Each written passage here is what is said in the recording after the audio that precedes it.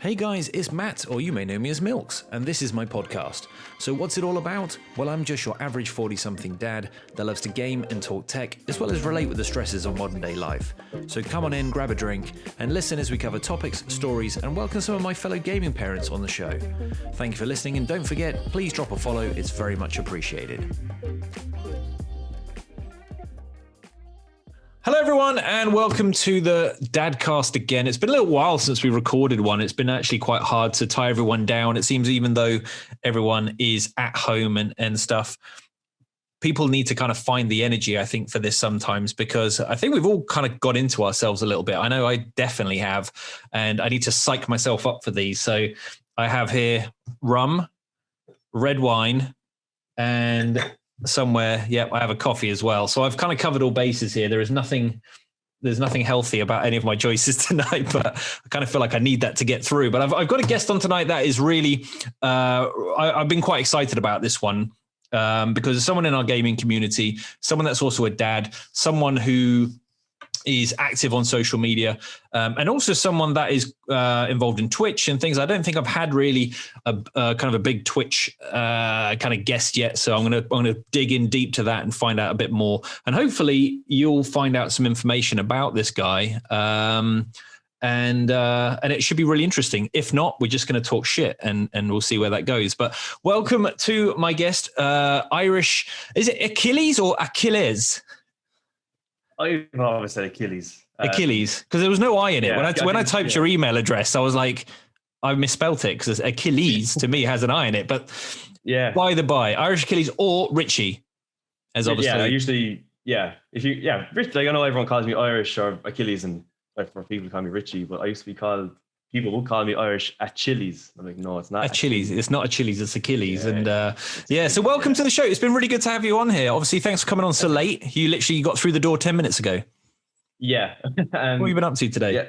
So, well, today was just a bit of a relaxation day, but because we live in the countryside, we just usually go on multiple walks, even when it gets late at night, dark, just around the high-vis jackets. It's not a really busy road that we're on. We like just kind of getting out of the house because my family are really, they're an hour away. So we can't be visiting them at the moment too because of the pandemic and so on. So yeah, just kind of go up the road and even talk to them on the phone as well. So you're kind of doing the same thing as everyone else. It's like all we can do at the minute seems to be walking. Yeah, and it's not doing good in the stomach, to be honest. I think I need to push myself harder. I have an exercise bike over there I got for my birthday. Gathering dust. This day, gathering dust. I just haven't used it at all, and I should. But with football and soccer off at the moment, there's no encouragement to do it, you know? I feel exactly the same. I mean, I go through these spells of feeling all right, and then I think this week we went through a bit of because I finished the week early. It was like Wednesday night, bottle of wine, Thursday night, bottle of wine and some Pringles, Friday night, and then it was just like McDonald's lunch Saturday, pizza dinner Saturday evening. It's just like my metabolism is good, but it can only fight back so much. Yeah, I saw the McDonald's this morning, but yeah. So the kids. The thing is, like I think you're always looking forward to treats because you have to kind of stimulate yourself somehow and kind of reward yourself for the kind of the boredom that you're going through. And the problem is, it turns into alcohol and food. And what else can you do? Yeah. Exactly. The alcohol kind of lets the time pass quicker as well. So it does. Get through this, yeah, absolutely. So it is a tough one. I mean, that's one of the things I probably need to kind of work at as soon as we get some sort of normality back. Is like just drinking on a Saturday and try and tone it back. But then the pubs will be open, so I'll be fucked. That's it. Yeah, and we only have one pub down the road from us as well, and it opens at the most awkward times. So basically, when we first moved in here 2 years ago, the pub would be. It's literally a minute or two of a drive. But if you're wanting to walk there, there's no footpaths, there's nothing. It's a dangerous cross country. Okay road. Yeah, basically. So we were like, right, there's a pub up the road. Let's give this a go. So me and ourselves, before the child was born, went up the road. There's a few cars coming towards us. So we're like, right, the car is a good bit away. Run, go to the next ditch, stand in, let it pass. Great. Go to the next one. Did it maybe 5, 6, 7 times. And at the end, we're like, geez, this is brilliant. Like, that's lethal. More often. Yeah. The pub is closed. What? The pub is closed. Yeah, it opens at 10 o'clock at night until 12. I'm like, what time is it now? It's 8. I'm like, right, let's go home and go back. That's late for a pub. Very late. Apparently they do well, they do lock-ins like most country pubs would do, but they kind of open up only to the regulars if enough regulars are going there. So they send out a text message or they ring like, "Are you going to the pub tonight?" Okay, that's John, David, whoever's going. That's 5 people. Yeah, we'll open up the doors. I don't know. It's very strange. But we still actually haven't been there. Really, I was going to say, have you become a local yet? Apparently not.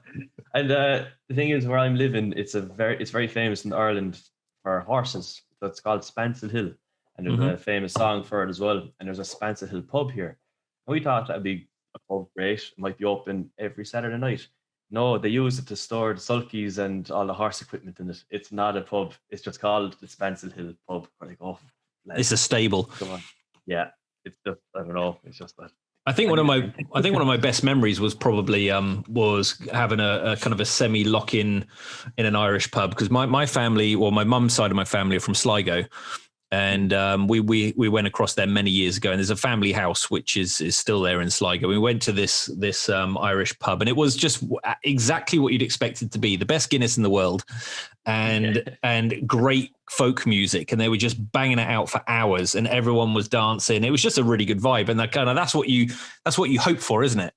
When you think of Irish pub. So when you go to one that's got horse equipment in, or it's shut at 9:00, that doesn't fit the brief. Some pubs might have that kind of stuff in it though, and they'd still be drinking around it. That's the thing. Every Irish pub probably claims to have the best Guinness. It's mad. But I am a huge Guinness drinker. I love my Guinness and I love my red wine and whiskey. But yeah, just anything wet then, really. Anything wet that would get me through the night, that would be fantastic. And a bit of nice music, like. Yeah, it is true. You know, in my experiences of being to Ireland, it is true that it tastes better. And some say it's the water or something like that, but it definitely does. Water, or it's the distilling process as it gets to the UK. I don't know, but it definitely does taste good. But so let's talk about Twitch, because this obviously is interesting, and probably when I first came across your account, I was like, oh wow, you know, this guy's really in Twitch. And I remember jumping on. You were playing PUBG a lot at the time, and I was like, you're actually pretty good at it as well. So how did Twitch come about? Like, how long have you been on there? What was your entry into it? Because obviously you made partner, which is a big thing. Yeah, like I know a lot of people would say that their aim is just to kind of enjoy being on Twitch and so on. And like, I don't find it a bad thing saying that you're going to aim to try and get to partner, because it's probably one of the best things you can get on Twitch. But you do have to enjoy the process of doing it as well. So I was in college, God, back probably 7 years ago now. Yeah, because I turned 28 yesterday. You did. Happy birthday yesterday. Oh, thank you very much.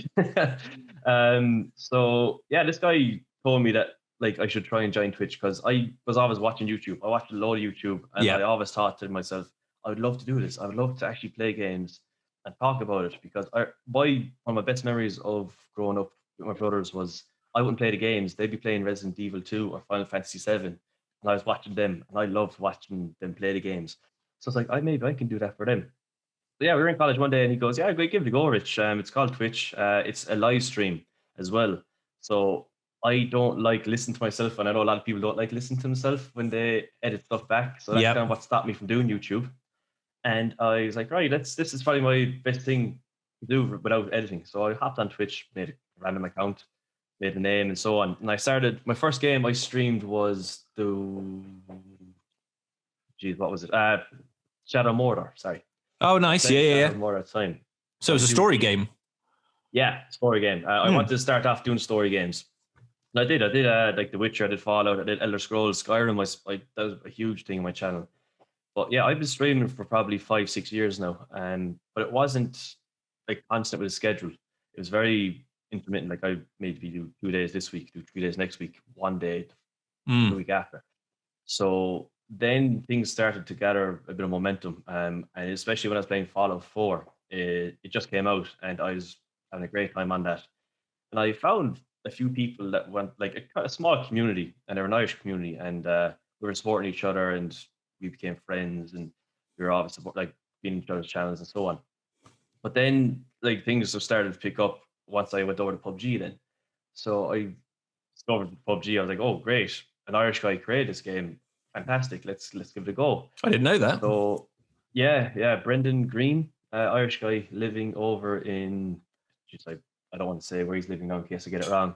But yeah, he created it in his room. He learned how to code in his bedroom, and he created it and it just exploded.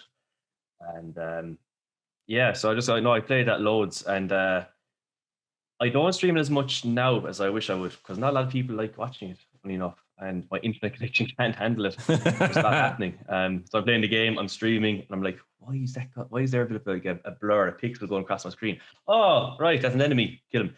Yeah. And, so yeah, no, I became partner then nearly a year ago. Actually, next month it'll be a year, and it just happened out of nowhere. I was actually streaming Fortnite, and that became huge in the Irish community when you can do custom games. Now I know a lot of people do them in Warzone at the moment. Yep. So a lot of people want to be playing with a streamer. They want to be involved in a full lobby. So yeah, I had like 100 people in the lobby, but having other people wait to come in. And yeah, that worked out for a month anyway. I got the numbers, I applied for it, made partner. And I remember I was actually very sick on the day I got the email. So I was going up to the shop getting paracetamol for my head. I was dying, and because there was too much hot whiskeys the night before. And I got the email then that partner application has been accepted. I was like, oh, okay. Drive very slowly. I'm on a 100-kilometer road. No, I need to get home quick. Let's go. I have to tell herself I got it. I was over the moon, because it's just something that I really, really wanted me personally to achieve. Because that's a huge achievement. Yeah, like you're putting so much hours into it, and it's like when you're editing YouTube or anything, and it takes time. So when you're streaming, for me anyway, I don't want to stream for 12 hours in a day because I'm away from my family. Then I do 2-3 hours. You're doing that bit by bit, and I had actually what led up to being partner was I had a schedule. I was getting up on both Saturday and Sunday morning, even when the baby was born, of grinding out the numbers, because like, okay, kids will actually join in the Fortnite games. Yep. What's the one thing kids do when they're eating their breakfast or first thing in the morning is they play games. I remember I played games first thing in the morning if there wasn't a Liverpool match on, let's say. Well, exactly. So, yeah, those were the days. Especially when Liverpool were winning too. Don't even want to hear about it at the moment. Yeah, we're not going to talk about football right now because I'm a Spurs supporter, and right now we're going through a torrid time, losing to West Ham today as well. Yeah, like I suppose we're both Tottenham season and West Ham season. And I don't know, they're one team's doing fantastic, the other team's doing. I don't want to say it. the wheels came off like at the end of last year. Yeah. It's really weird how we just flipped a switch and all of a sudden we just lost all of our ability to win a game. I'd ask you actually, what do you make of Mourinho? So what do you think of him? I really liked him. The thing is, I watched that documentary on was it on Prime? Which was what was the series called? It was something catchy. So catchy, I can't remember it, but it was obviously, it was nice to see the insight of the club. It was nice to see behind the scenes, and actually it made me like a lot of players, which I kind of didn't know a lot about or weren't so fussed about. And I was like, no, these all seem like really good guys. They all want to do well. Mourinho, he seemed like he was a really good manager and stuff like that. And I came out of that buzzing. And at that time we were playing quite good football. And I was just like, I'm really on the Mourinho train now. And I think I still am, but I also think what's happened? Like we have the same squad, we have the same players, nothing has changed. We've got this amazing new stadium, but I do think we have a weak mentality. And I think that's always been our problem is we have a very fragile ego as a club. And I think the players, when they're doing well, they're unbeatable. But as soon as stuff starts to go wrong, they're not the type of club that can pull themselves out of it quickly. We tend to go in these massive kind of downward spirals for 2-3 months. And by then, that's damage done. You're out of the title race. You're then scrambling for top 4. And we've been like that for many years now. And I don't know what it is, because I thought Mourinho would bring in a bit of kind of stability mentally, that kind of, and he did for a long time of grinding out those 1-0s, grinding out those results. And then we just went on, this horrible downward spiral. And I thought Bale coming in was going to be a big catalyst, like mentality-wise. We've got this big name and, that's a really big signing and stuff. And I don't know, it's just the wheels have come off and it's hard to know why. Yeah, I agree with you there, even the ego, because I can relate as from Liverpool side. I know with the injuries and so on. It's just like once your confidence is down, it hits you. It hits through the whole team. Because myself, I played. I know you be saying football. I say soccer. It's just I say football for this conversation. We'll forgive it. We'll forgive it. Yeah, because we have Irish football. Football's of course, a different story. But yeah, I've been playing football since I was very young, and I still do. So I just know from a team situation that once you're having a bad run of games or the confidence is low, it just sucks so much. Everyone just is in a bad mood, and it probably affects like even the manager if he's in a bad mood. It just goes on to the players. So I just can't. I can imagine with, I suppose, with Mourinho, if he does get a bit agitated very easily. He's very he'd be very, I suppose, narky. But every manager is narky in their own ways too. But Mourinho this season, I've actually enjoyed Mourinho this season, and it's not because he's a Spurs manager, but actually the old Mourinho felt like he came back. Like the beginning of the season, very relaxed, because when he was at Man United, he didn't seem happy. He's was very, very angry, very quick to argue, and all that stuff. He obviously didn't seem happy there. And then we had a really good time where he seemed jokey and relaxed, and and it was like the old Mourinho, very witty and clever and good sense of humor. And I'm hopeful that it will come through, but it just perplexes me sometimes, and I don't know if it is a little bit of kind of COVID. Is like our players need to be more man-handled, and I think the problem is right now they're probably on Zoom like we are and training at home, and I don't know. It's just weird. It feels like there's definitely a fragile kind of mentality there. And we just need to come out of it quick before the season's completely gone. Because I think right now, again, we're battling for fourth place. We've joined you in that as well, which is so rare. Yeah, absolutely. Well, City, I think, have got it in the bag again this season. Oh, yeah. And like you said, there's been some, like Leicester are doing extremely well. West Ham are doing well. It's, we're getting left behind, really. Well. Yeah, but good league to watch, though. But all the managers, it is. Even Tuchel coming in, I love it. You just don't know what's going to happen in this league. And that's something that's always been exciting about the Premier League, but in particular, probably the last 3 or 4 years, is there's been more teams that you would never have guessed have been pushing the big, there was the big four for many years. And I don't think it's the big four now, it's the big six.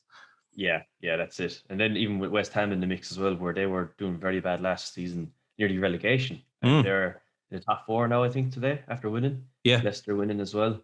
And it's like, I saw a good comment today on Facebook. It's actually someone saying, is a City are 7 points clear or 10 points clear at the top of the league now? But you don't see anyone talking about it. It's just no one cares if City win it. They prefer if another team, Liverpool, Tottenham, Leicester, even Chelsea, it's just you want someone else, or even United if they were to come back. Yeah, I mean, it's sad to see, as much as I'm not a United supporter, it is sad to see one of the best teams, in our country drop off for so many years, and see City take over. But yeah, I mean, I wouldn't say I'm such a diehard Spurs fan that I resent seeing other people winning. Obviously, Arsenal would hurt. I enjoyed Liverpool winning last season. One of my close mates is a Liverpool supporter. He was over the moon. Obviously, it was a little bit bittersweet because it was kind of like, there was a lot of missed games and were they going to just shut the season down early? They didn't in the end. And he was worried that people are going to say, well, it's, it was one in a season where it wasn't the normal season. But I think they totally earned that. But, even Chelsea, Leicester, obviously ourselves, West Ham, be great to see those teams. Yeah, get up there and do it. Hopefully, there won't be another, I suppose, pause in the season if things are picking up. But let's get the season done and over with and concentrate in the summer. Yeah, let's hope kind of now with the vaccine and stuff that we're on kind of the road to some normality or some kind of being able to socialize, because it would be nice to even just like go around a friend's house and have a barbecue. We're not talking about going to a rock festival or something like that where there's 50,000 people, but it would just be nice to go to a mate's house and, put some meat on the barbecue and just chat shit, because there's only so much you can text, WhatsApp, video call. It is still not the same. Yeah. Like it doesn't feel, I suppose, like the physical connection when let's say you're at the back garden having a barbecue. You're physically seeing the person there. It's not true. Not through a screen.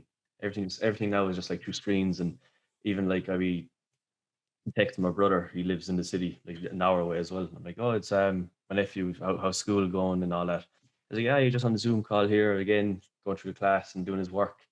And even himself, like for kids having a social aspect as well, it's just they're not seeing their friends, they're not growing up with interaction, which is one of my fears for my little girl too. Like, I think you're in some ways, obviously, because your daughter's still quite little, is this will hopefully be just a, she won't even remember it.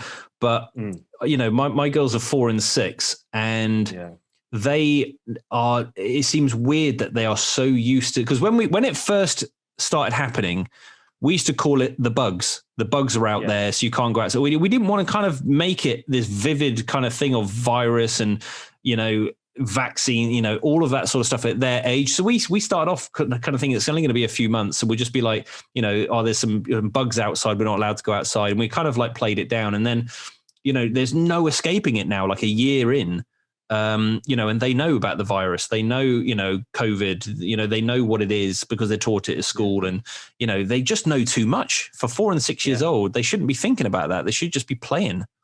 Totally agree. Because kids should have a childhood rather than, like you said, talking about all this sort of stuff. And they'll be the ones that know about it in the future. Like, oh, remember when we were young and we couldn't go out for a whole year, even longer, because there's rumors in Ireland that there might be another 9-week lockdown. So really? That might be, for myself, I was working throughout the whole thing. I still have been, but I was going in the office because I was in the transition of going from a job in production and logistics to software licensing. Yeah. So I had to be physically doing work in the office, and now since January I've started work from home because I made that full transition to software licensing. Everything can be done at home. So I suppose I've been one of the lucky ones of working, but I know from my partner's side of the argument is just she hasn't been able to work at all. She's a newborn photographer. She deals with people. She deals with newborn babies who are days, weeks old. She wasn't able to work at all.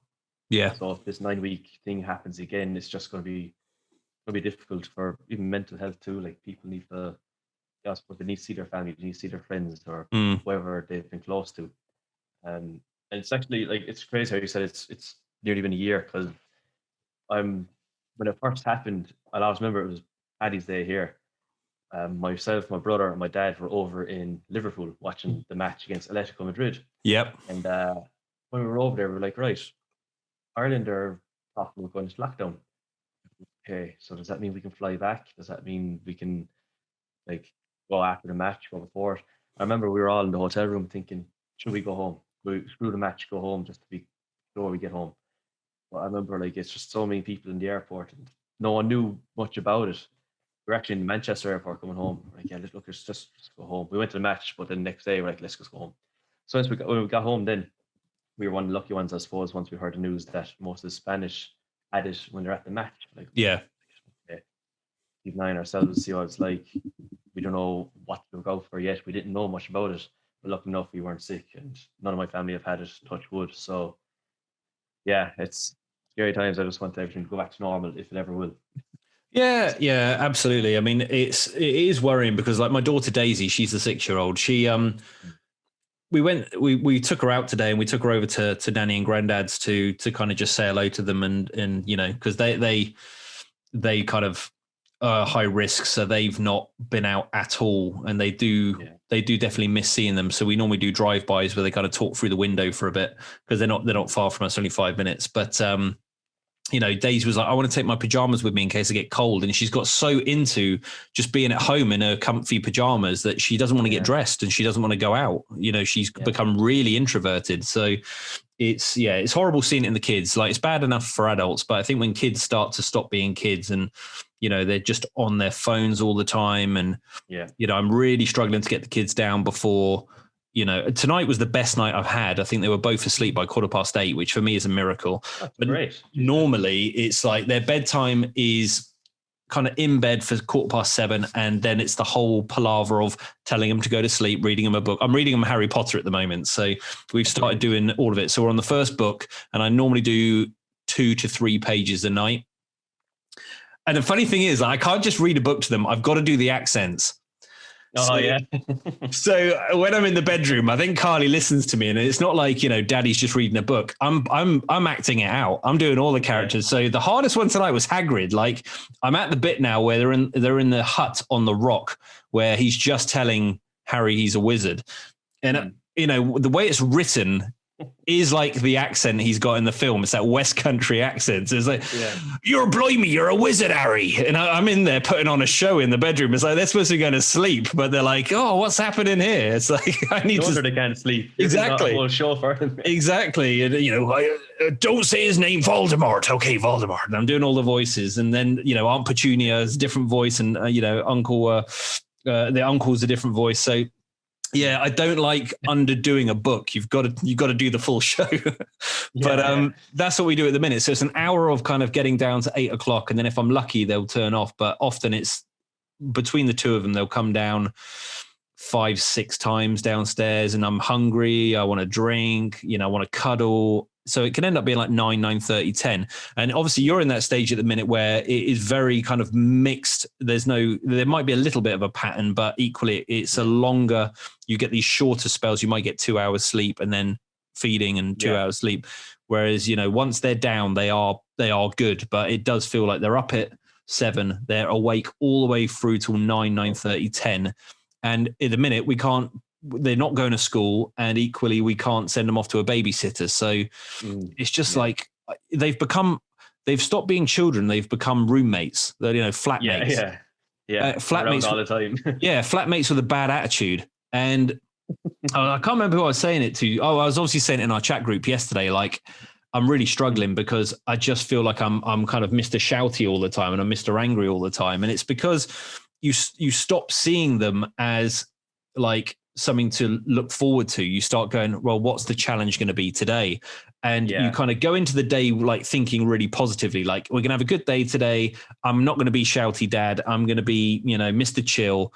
And then within about an hour, you know, they've either ignored you too many times, and then it's just like, and you're screaming back as well. It's just like, you're not listening to me. And like my confidence is so fragile. It's like, you don't listen to me. I'm a nobody to you. And you're having these complex. One consoling you. Yeah, exactly. You're having these. It's okay. Exactly. They did. Well, the funny thing is, the other day I got so upset with the fact that they weren't listening to me that I went off, and I didn't have a little cry, although I wanted to. I went off and I just sat quietly, and I became Mr. Sad. So they were just like, I was like, do what you want.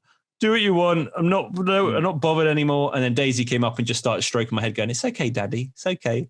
And it's just like, then you think, "Oh, I'm being a dick." You know, it's just, but it's so hard when you just around them 24/7. You know, it is. Yeah. It's hard to constantly be in that tolerance mode where you know it's like they're just kids. They're just kids. But you know, when it's been 9 months of just not listening to you, it's hard, isn't it? Yeah. You know, the only other day, but herself now, she's like, she has a few teeth, but they're still kind of coming through. So it's the part where it's breaking through the gum. Yeah, not nice. She learned this kind of screech. So when she's crying, she'll screech. We're like, okay, where's this coming from? And then she'll force out this cry. I'm like, we know you're acting, like, just calm down, or she's whinging. But even like at times where we lose our cool, not that we shout at her, but we're like, come on, what's going on? What's wrong with us? And then we're going to bed at night, and we're like, we feel so bad. We feel so bad for how we kind of told her to stop, or like, it's not that we gave out to her, just we kind of lost our own cool. Every parent loses their cool. It's like no beat around the bush there. But like, it's just, it'd be nice where like that we can go to people's houses, if we were allowed to go to people's houses, just to go there and the kids can go off to play while the adults socialize with adults. You know, it's just, you need to kind of have your recharge batteries. But even the routine, there's no routine for ourselves. It's just, it's very hard. Every single day, it's just the grind, isn't it? I mean, I'll be honest, if it wasn't for our Instagram social group, our little chat group, I would definitely struggle, I think, even more. Like I went on to like WhatsApp chat with some of my mates, and they're not in the same world as us in terms of, you know, Instagram, gaming, setups, all that sort of stuff. So, you know, they talk about different things. I remember having a chat with them yesterday and about it all, and you know, they just didn't feel very supportive of it. And I came away from it thinking, you know, like, these are my best mates, and like I've come away from this conversation actually feeling quite down And, it's the weird thing is like, we've made all these great connections. And that's the plus to come out of all of this is we've all grown very, very close, on Instagram, not for me, any other platform, to be honest with you. The other platforms are a grind with an end goal, whereas Instagram is like, it's my online family. Yeah. Yeah. And it's really important. Together, basically. Yeah. And you can jump in, you can jump out. You don't need to kind of be on it all the time, but there's always going to be someone chatting in there and you can hop in, hop out. And it's just nice to know that you've got that at the end of the thing. One of the things I massively look forward to, and we have to actually follow through on it, is when we're past all of this, is to do a big event and do a big meetup. And, we'll hopefully get you over and we'll meet somewhere like Birmingham or somewhere like that. There's kind of, it's a few hours for everyone, but that would be sick. Yeah, no, I'd love that because I'd be willing to go over, no bother, no bother at all. Just to even like meet people face to face. That'd be great. I talked to you loads, but come here to give someone a big, huge hug. Like, there we go. I've been waiting to do that for a long time. Well, that's the thing. Like, we all know what each other looks like, and we talk to each other. We watch people on Twitch, so it's as close as you can be to knowing someone, but it's still not the same as sitting in a pub and having a chat. I mean, I'd love to just get 20 of us round like a fireplace and get loads of whiskey and whatever, and just have a really good crack, as you call it. And I think it would be really memorable. I like how you say good crack there. That was good. Big crack. I love that. I find that at times as well where I might be, we're in like that in the chat group, and I'm like, there's a conversation going, and my Irish words come out. Like I'd be calling like some people like actually I only said this to her the other day. I've called people mate in person. And that's not an Irish thing. I've always said mate because you say mate in the chat. So I'd be typing out mate, and then I'm like texting my brother or texting my friends, well, mate, what's the crack? I'm going, oh no, I should be calling you lad. Oh, what's the crack, lad? How you doing? Or that's cracking job. I'd say it in our chat group, and I'm like, I don't think the lads do what I meant. That's why no one's writing back to me. And they just don't like me. I don't know. Well, that's it. We've all got our own mannerisms and stuff. I use dude quite a lot, and then like you said, you talk to some people in certain ways and others in others. But if you've been on text for a year, like it's hard to kind of remember what you're supposed to talk like to certain people. Yeah. It's just, I don't know, because how I came out mate, I was like, I've never said that in my life in person, and I'm saying it more and often. I don't know what's going on anymore. Even if I'd be doing work calls a lot now at home since I made the transition to licensing. I'm talking to Americans, I'm talking to Germans, Polish or Czech, and then like they mate, I'm like, they don't know that I don't say this, just carry along with it, I'll keep doing it. Yeah. Or I might talk too fast, because I know Irish people do talk very fast at times, especially if we're talking amongst ourselves. Yes. We wouldn't be saying half the words, and you still understand what they're on about. But if I stream or if I'm on a call, people will be like, so where are you from? I'm like, I'm actually from Limerick City. And Limerick City have a totally different accent. And you'd have to listen to it. They talk to their nose. Everyone's kid. Well, kid, what's the crack? How you doing, man? Well, they talk like that. Yeah. I don't have that accent, even though I grew up in the heart of the city. Then they're like, geez, I don't know where you're from. Like, right, I'm setting up a command, ! from, I'm from Limerick City, living in County Clare. And they're like, you don't sound like you're from Limerick City. I'm like, I know, but if you hear me, if I'm pissed off or angry, then you know I'm from Limerick City. It'll come out. It's funny. My dad has this thing, and I think I inherited it slightly, is because like I come from a lot of areas. Obviously, I've got Irish family. My dad's from Yorkshire. I grew up in South Africa. So my dad and I both have this thing, and I have to fight it, where if I spend enough time around someone, I start to pick up mannerisms. And I think some people think you're taking the piss out of them, because if you and I were in a room for about 3 hours and we were just having a drink, I guarantee you I would start to twang a little bit on certain words and become, a little bit Irish. But if I went up north, I would start to adapt. If I hang out with a South African, that's one of my worst, because obviously I spent like 10 years there in my teenage years, and I will properly go into South African mode.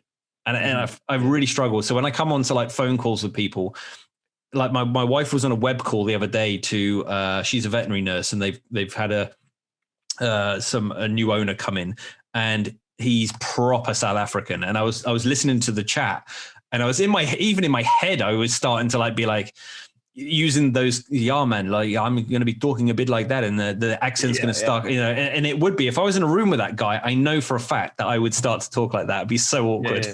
Soaking up like a sponge, basically. Yeah, you're taking the piss out of me. But I have this guy who runs our local Greg's, who's South African, and I get on really well with him, and it happens every time when I'm speaking to him, all the time. And I've had to explain to him, like, it's going to happen, dude. Like, when I'm talking to you, if I talk for you too long, I'm going to start to use South African kind of expressions, and it's not me trying to take the piss out of you. All the people queuing up are like, "Geez, where am I? I'm not where I am anymore. Am I? No." Yeah. The only time I heard the South African accent was, what was that? Chappie, was it? I think that was the movie. Chappie. Yeah, Chappie. Yeah. And all the voice, I was like, throughout the whole movie, I was like, where are these lads from? And eventually I copped onto it. I was like, oh, right. And they're a band. I didn't know they were a band as well. I didn't know that. The girl in there, she had the blonde fringe or something. She's like the main singer. But their accent comes out then in the songs. I was like, I didn't know that. They're quite popular.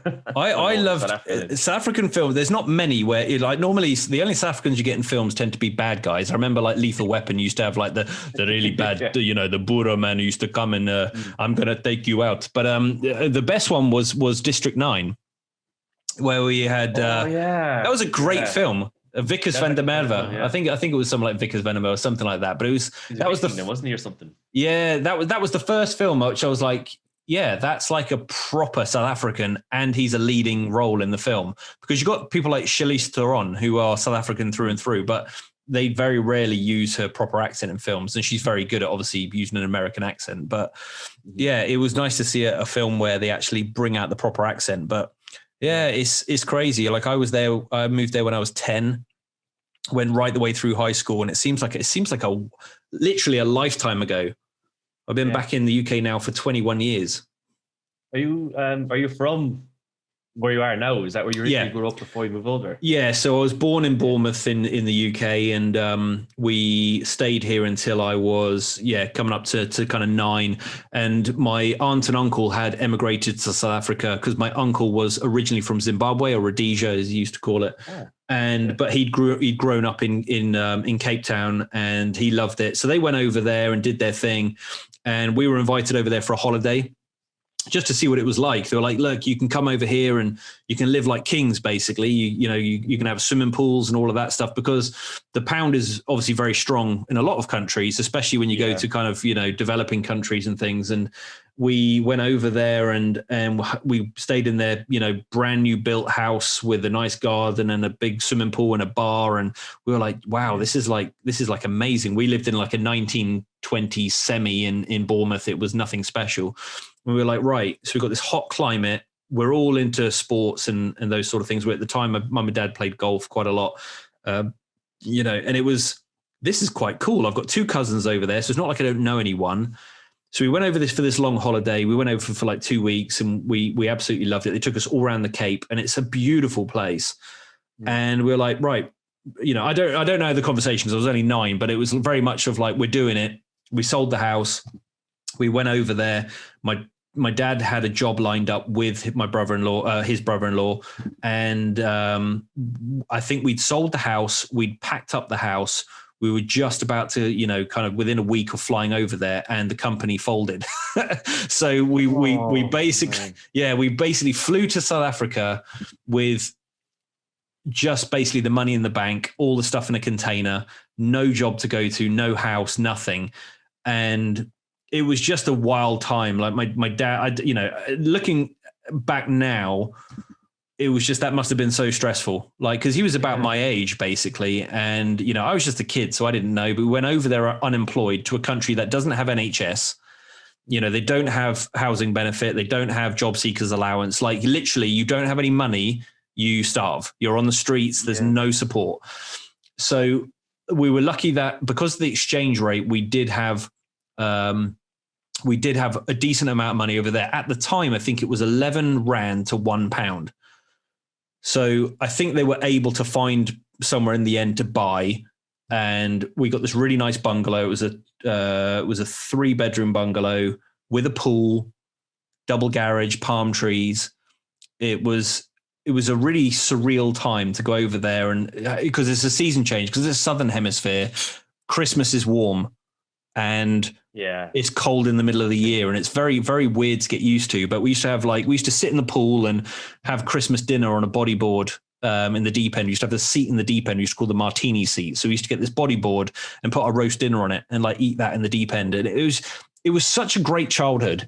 It was such a great childhood over there. I would not swap it for the world. But Yeah. I think having grown up now and knowing what it must have been like, it must have been really tough. But we were lucky. My dad fell on his feet. He retrained. He ended up becoming an estate agent over there. And in South Africa, you have to go to university to get a qualification to be able to do that. So it was a proper profession. And then after that, he went into an industry where they used to sell polypropylene, which is basically, when you get like you buy a shirt from Marks and Spencer's, or you buy a 6-pack of Coke and it's shrink wrapped. Yeah. They were like the world's biggest producer of that. One of their clients was Coca-Cola. And, we did all right. And we were in Cape Town for 6 years. And then he got promoted to like a regional manager, and we went up to Johannesburg, which I heard all sorts of horror stories about. Johannesburg being like literally the ghetto. And I loved it. I loved Johannesburg. It was so cool. Like Cape Town. Cape Town is like, as someone who is fair, obviously I've got all the Irish genes here, as you can see from my beard. You can see it, yeah. You can see it all here. Like, you got lucky. You got the pale complexion, but you got the nice. I don't look it. Yeah. But I've obviously got all the Irish genes. But we went to Cape Town, and it's all very surfery and skateboardery. It's all that sort of kind of hippie beach sort of vibe. And like, I'm not a beach person. I hate the beach. I hate the sea. Although I live on the coast down here, I love beach walks, but I hate going in the sea, all of that sort of stuff. So Cape Town, I was like, is a bit of a love-hate. It's very British, Cape Town, it feels like. Like, it's a very temperate climate, very windy, very rainy. It's not too hot. It's kind of a nice place to go if you're an Englishman. But then we went to Johannesburg, and it was much more urban. And I think I liked that more. It was more kind of city life. Yeah. What you probably were used to before you moved as well, maybe. Yeah, there was no beach. Yeah. It was inland. It was, it was golf course, really nice golf courses. It was a really moderate climate. There was no kind of gale force winds. It was all very, kind of warm. You get these thunderstorms in the afternoon, and then it all clears out, and it's just like paradise. And I by that point, I was about 15, and I was playing a lot of sport, and I was doing quite well in it. And I was representing South African schoolboys for golf within my school. So we went up and did regionals and stuff. So that was my sport. It was golf. And I was like the best player in my high school. And that's actually the reason I came back to the UK, was I had a decision to make. I wanted to be a professional golfer. And at 18, I finished high school, and my dad said, look, you can play for a year. Obviously, you don't need to go out and work and stuff, because, we'll look after you and stuff. We were very fortunate in that.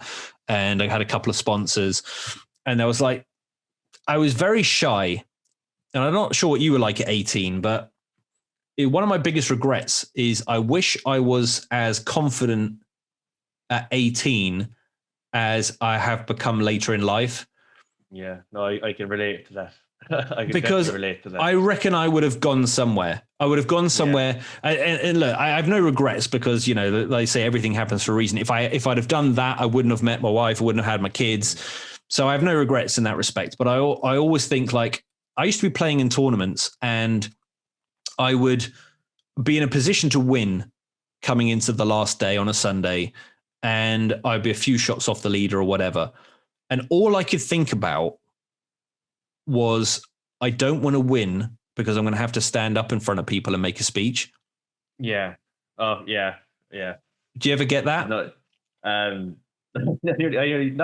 Not the exact same thing with golf, but it's in terms of going back is soccer for me, is because I know what you and your golf. I remember you were saying how, like, even how what you're saying is how close you were to even become pro, even, or go and do something like that.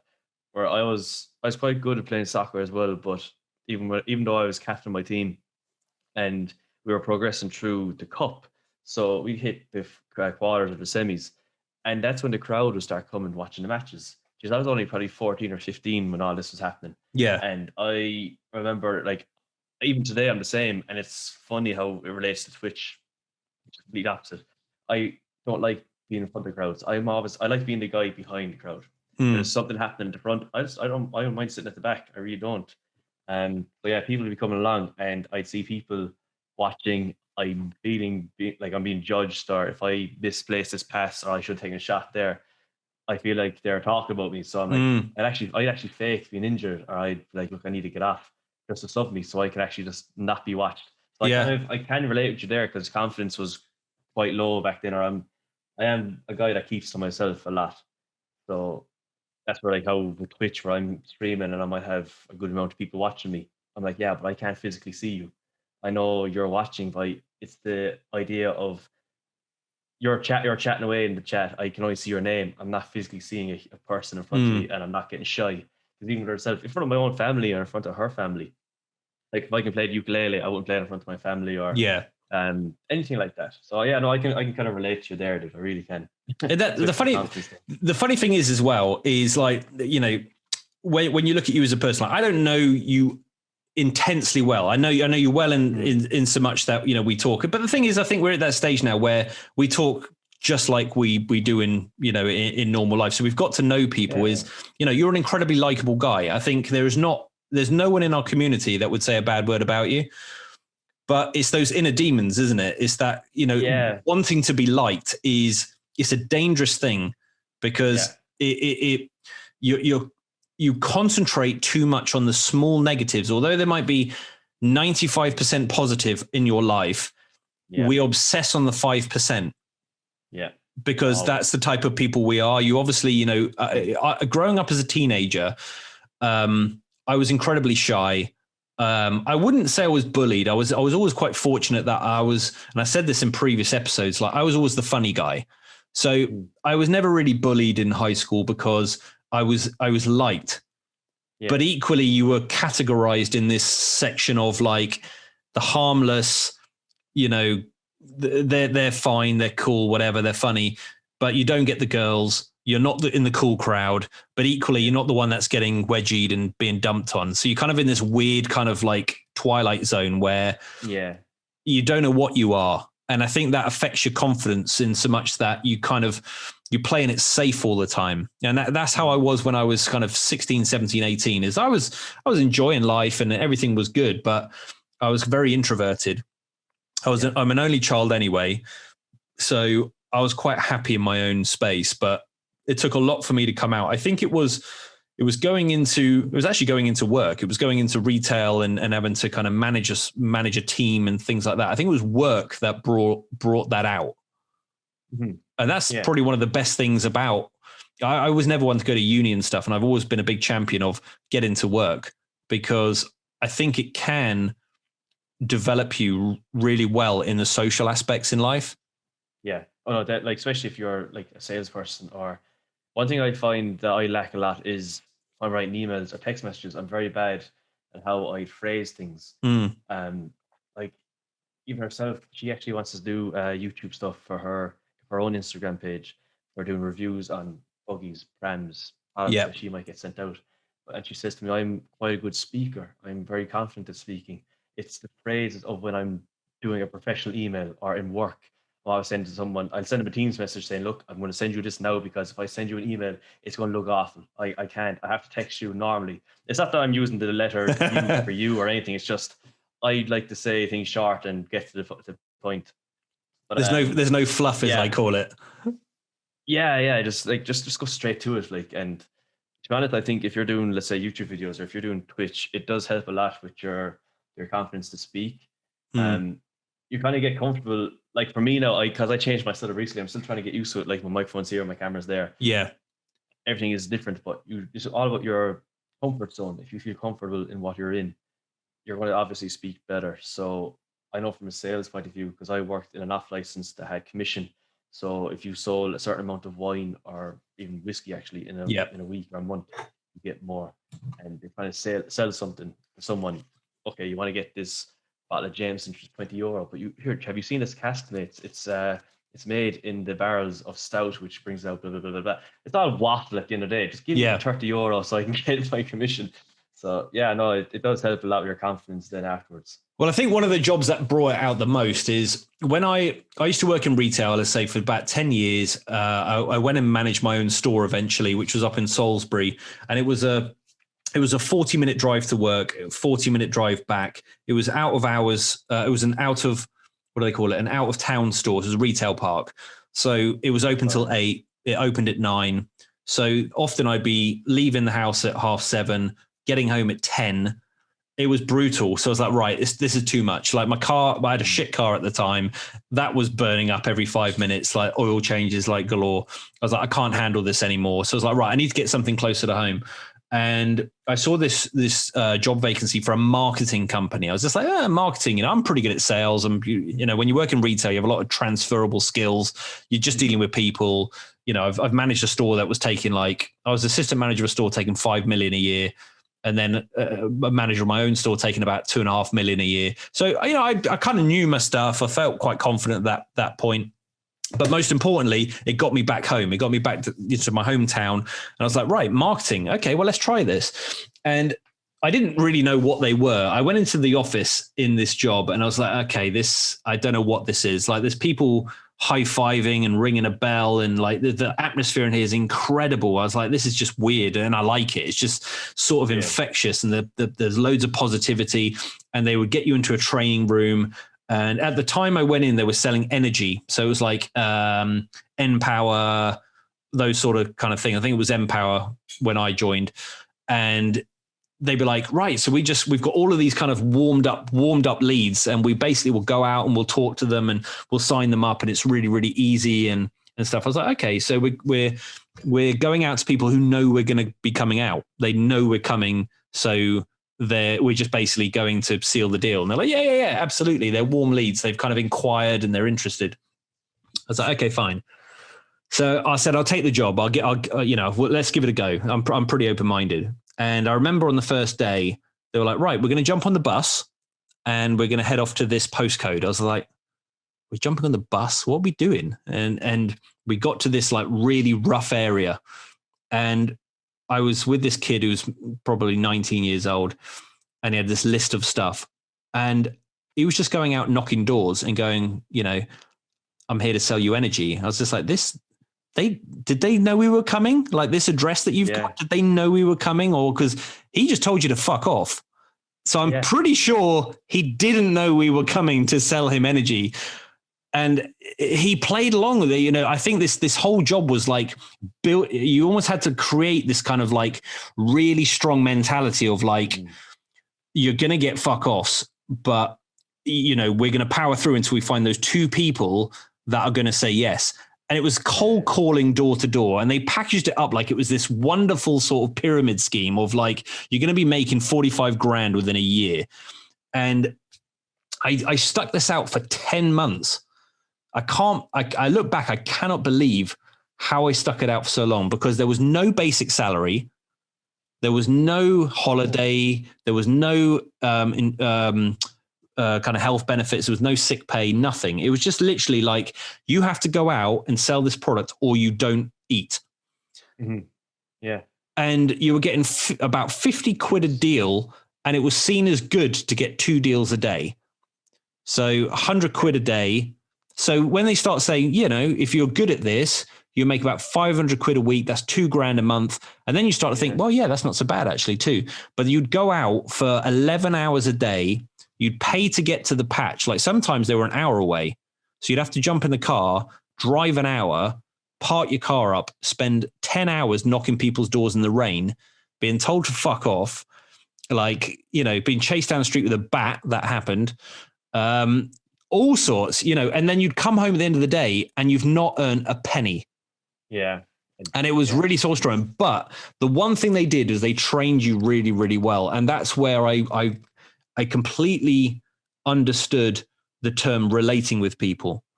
Mm-hmm. And once I understood that, I actually became really good at it, but it just didn't pay enough at the end of the day by the time you traveled and paid for a car and everything. But I was one of the best people in there at relating with people, because I wouldn't try and sell. I would just go and have a chat with people. Yeah, like you're relating to them on, I suppose, a personal level. Like you're just being normal with them rather than trying to push product. Not push back, but it's not in their face. You're like being nice, but you're subtly kind of. Yeah, no one likes to be sold to. I mean, there was a mathematical side to it of like you would walk into a house and you'd have 10 seconds to look around, and you would look for anything that you could relate with. So whether it was, for me, it was, golf club, brilliant. If it was like, it could be anything. It could be a camera. It could be a PlayStation. It could be Xbox. It's just something to start a conversation because we're all the same. We all have this wall up until we think, this person's actually normal. Yeah. Yeah. And that's where it brought out a lot of my confidence. But if I'd have had that at 17, 18, I think maybe I could have gone on to be a professional. Yeah, yeah. And how far did you get to with golfing? Well, not very far. By the time I came back to the UK, the thing is with golf, it's probably like football. You have very, very good amateurs, but the leap to professional is a big leap. It's massive. Yeah. I agree with you. I think in a lot of sports, it's like that. I was a very good amateur. Like at 16, I was in in our club in Johannesburg, we had like the A team, B team, C team, very much like football. And I was like the best in the B team because I was still very young. I was only 16. It was very hard to break into the full adult team at 16, but I was number one in the B team. And we played really well. We'd go around and we'd win lots of games. And then I got drafted into the full adult team at around 17 because someone had dropped out or was ill or whatever. And playing that tournament, basically you play a match play. So you play against another person. But in this particular one, I was playing against two people. So it was a 3-ball. I was playing head to head against two people at the same time. And that's the closest I've ever been, bar one other occasion, to feeling like a professional. Or I had people walking around with me, people carrying my bag, loads of pressure. I had the team captain walking around going, we need to get a result from this, etc. And I never forget, like on the last hole, the second to last hole was a par 3, and I hit it to about 2 yards. I thought I was going to, hole out, and there was people clapping on the back of the green. It was amazing. Then went to the last hole and I managed to get a win and a halve. And those were the points that made us win that week. And there was a big presentation and awards. And I was like, this is what I want. I love that sensation of being part of a team. Mm-hmm. But the difference of being a pro is it's just you. It's just you on your own, and you're going to go out there and you're going to spend 4 days being your own worst enemy. And it was just hard. I didn't have the right mentality at the time. I was good, but I didn't have the mentality as a 17, 18-year-old to actually go on and win. I was too shy. I was too scared of winning. But I came back to England to turn professional. I had the choice of going to America through a college kind of sponsorship, but that was very daunting because I'd never been to America. I didn't know anyone over there. I was like, no, that's not for me. Again, I'm too shy. Came back to the UK because I've got loads of family, still probably got friends over here. And I went from like 30 degrees in the sun to like 5 degrees, fucking cold, rain, miserable. And again, you can probably relate to this a bit, maybe not quite so much with football because you still got 11 other players, but imagine moving from one team where you know everyone inside out and you compete against each other, you train with each other, you make each other better, and then go into another team where you don't get on with people or you just don't have any banter or whatever. With coming back to the UK, I didn't know anyone. I didn't know anyone to play with. I had no friends, nobody that played. The only people that I could play with were 50, 60 years old because they were like my dad's friends. So they weren't as good. They weren't as competitive. I just felt like I lost that spark of competing against people my own age. Mm-hmm. Plus it was cold. And I'd go out there and my fucking hands wouldn't work. I'd be like trying to play and like my hands were just too cold. And within 2 years, I'd given up. I was playing every single day for a year. And I remember having a conversation with someone who was a bit older than me, and they were like, yeah, I'm not really playing anymore. I'm working and I've got a girlfriend and whatever. And I was just like, man, that's never going to happen to me. Never. I'm going to be golfing until I die. And then 2 years later, I was just like, nah, can't be bothered. Life got in the way. It was too cold, whatever. Yeah. And then I went into retail and that's the way I went. I went career, and 10 years later, I was running a store and I didn't play golf anymore. My dad and mum still play. They're really good. Would you play with them though? Would you go around? Yeah. I mean, They play. I mean, they are really good still, but they're obviously competing with other people again their age, so they're good for their age. My dad was a very, very good player, really good player in his day. Mum didn't have a lot of competition, so she'd win a lot of stuff because the ladies' membership wasn't massive, and she was good. But my dad was a very good player. He was club captain of a couple of clubs, and he won loads of stuff. But I used to like playing with my dad. Like every Saturday, we'd do a 4-ball, and I'd play with my dad versus other people. We'd get a caddy car, and they'd be like, "Oh, the Dilkses are out again." That's looking back. That's what I massively miss. Was it was either me and my dad. And my dad was a great golfer, and he beat me for so many years. And then when I hit to about 17, I overtook him. And I became the best player in the family. And then he was like, and he didn't resent it at all. He was really proud. Like he still talks like to this day, like, oh, my son was a great golfer. And like, he would hit the ball miles. He was a really big hitter and everything. I'm just like, I feel like I kind of let him down a little bit, but I think he gets it. Wasn't the same over here.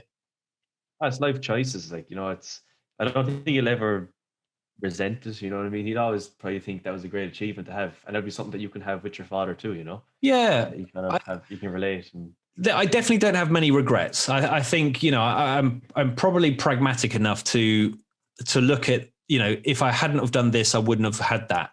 I'm in a position now. I'm a bit older than you. I'm 41, and I don't look back fondly on my 20s. It was quite a grind in my 20s. It was all work and debt. That's what my 20s were. I didn't have a good relationship with anyone. I found it hard to either find people to go out with or date or whatever, or they just never seemed to go anywhere. And then it was just all work and just racking up stuff on store cards and credit cards. Cause you're trying to live that life, aren't you? I think that a lot of people in their 20s make that mistake of trying to live a life beyond their means.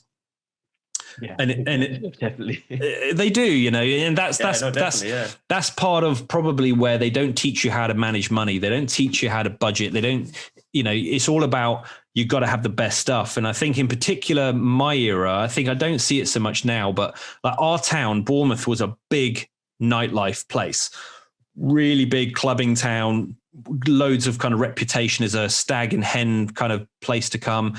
I remember, I was saying this to Carly the other day. I remember when we used to go out clubbing, there would be every single nightclub had a queue. It was like 50, 100 people deep. You'd queue for an hour in the pissing rain to get into this club. Once you were in there, it was buzzing. And you would go out and you spend 200 quid a night after you spent 100 quid on clothes. And we were in a very, very kind of spend heavy age group, I think, back then.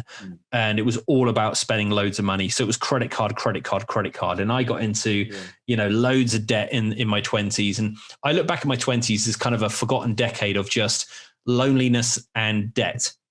And then, I met Carly and it all changed. She was very level headed. She, saved money. She had her own place that she owned.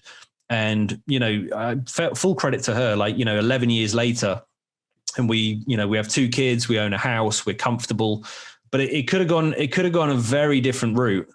It could have gone a very different route. And it's just about, if you meet that right person, it can change things quite a lot.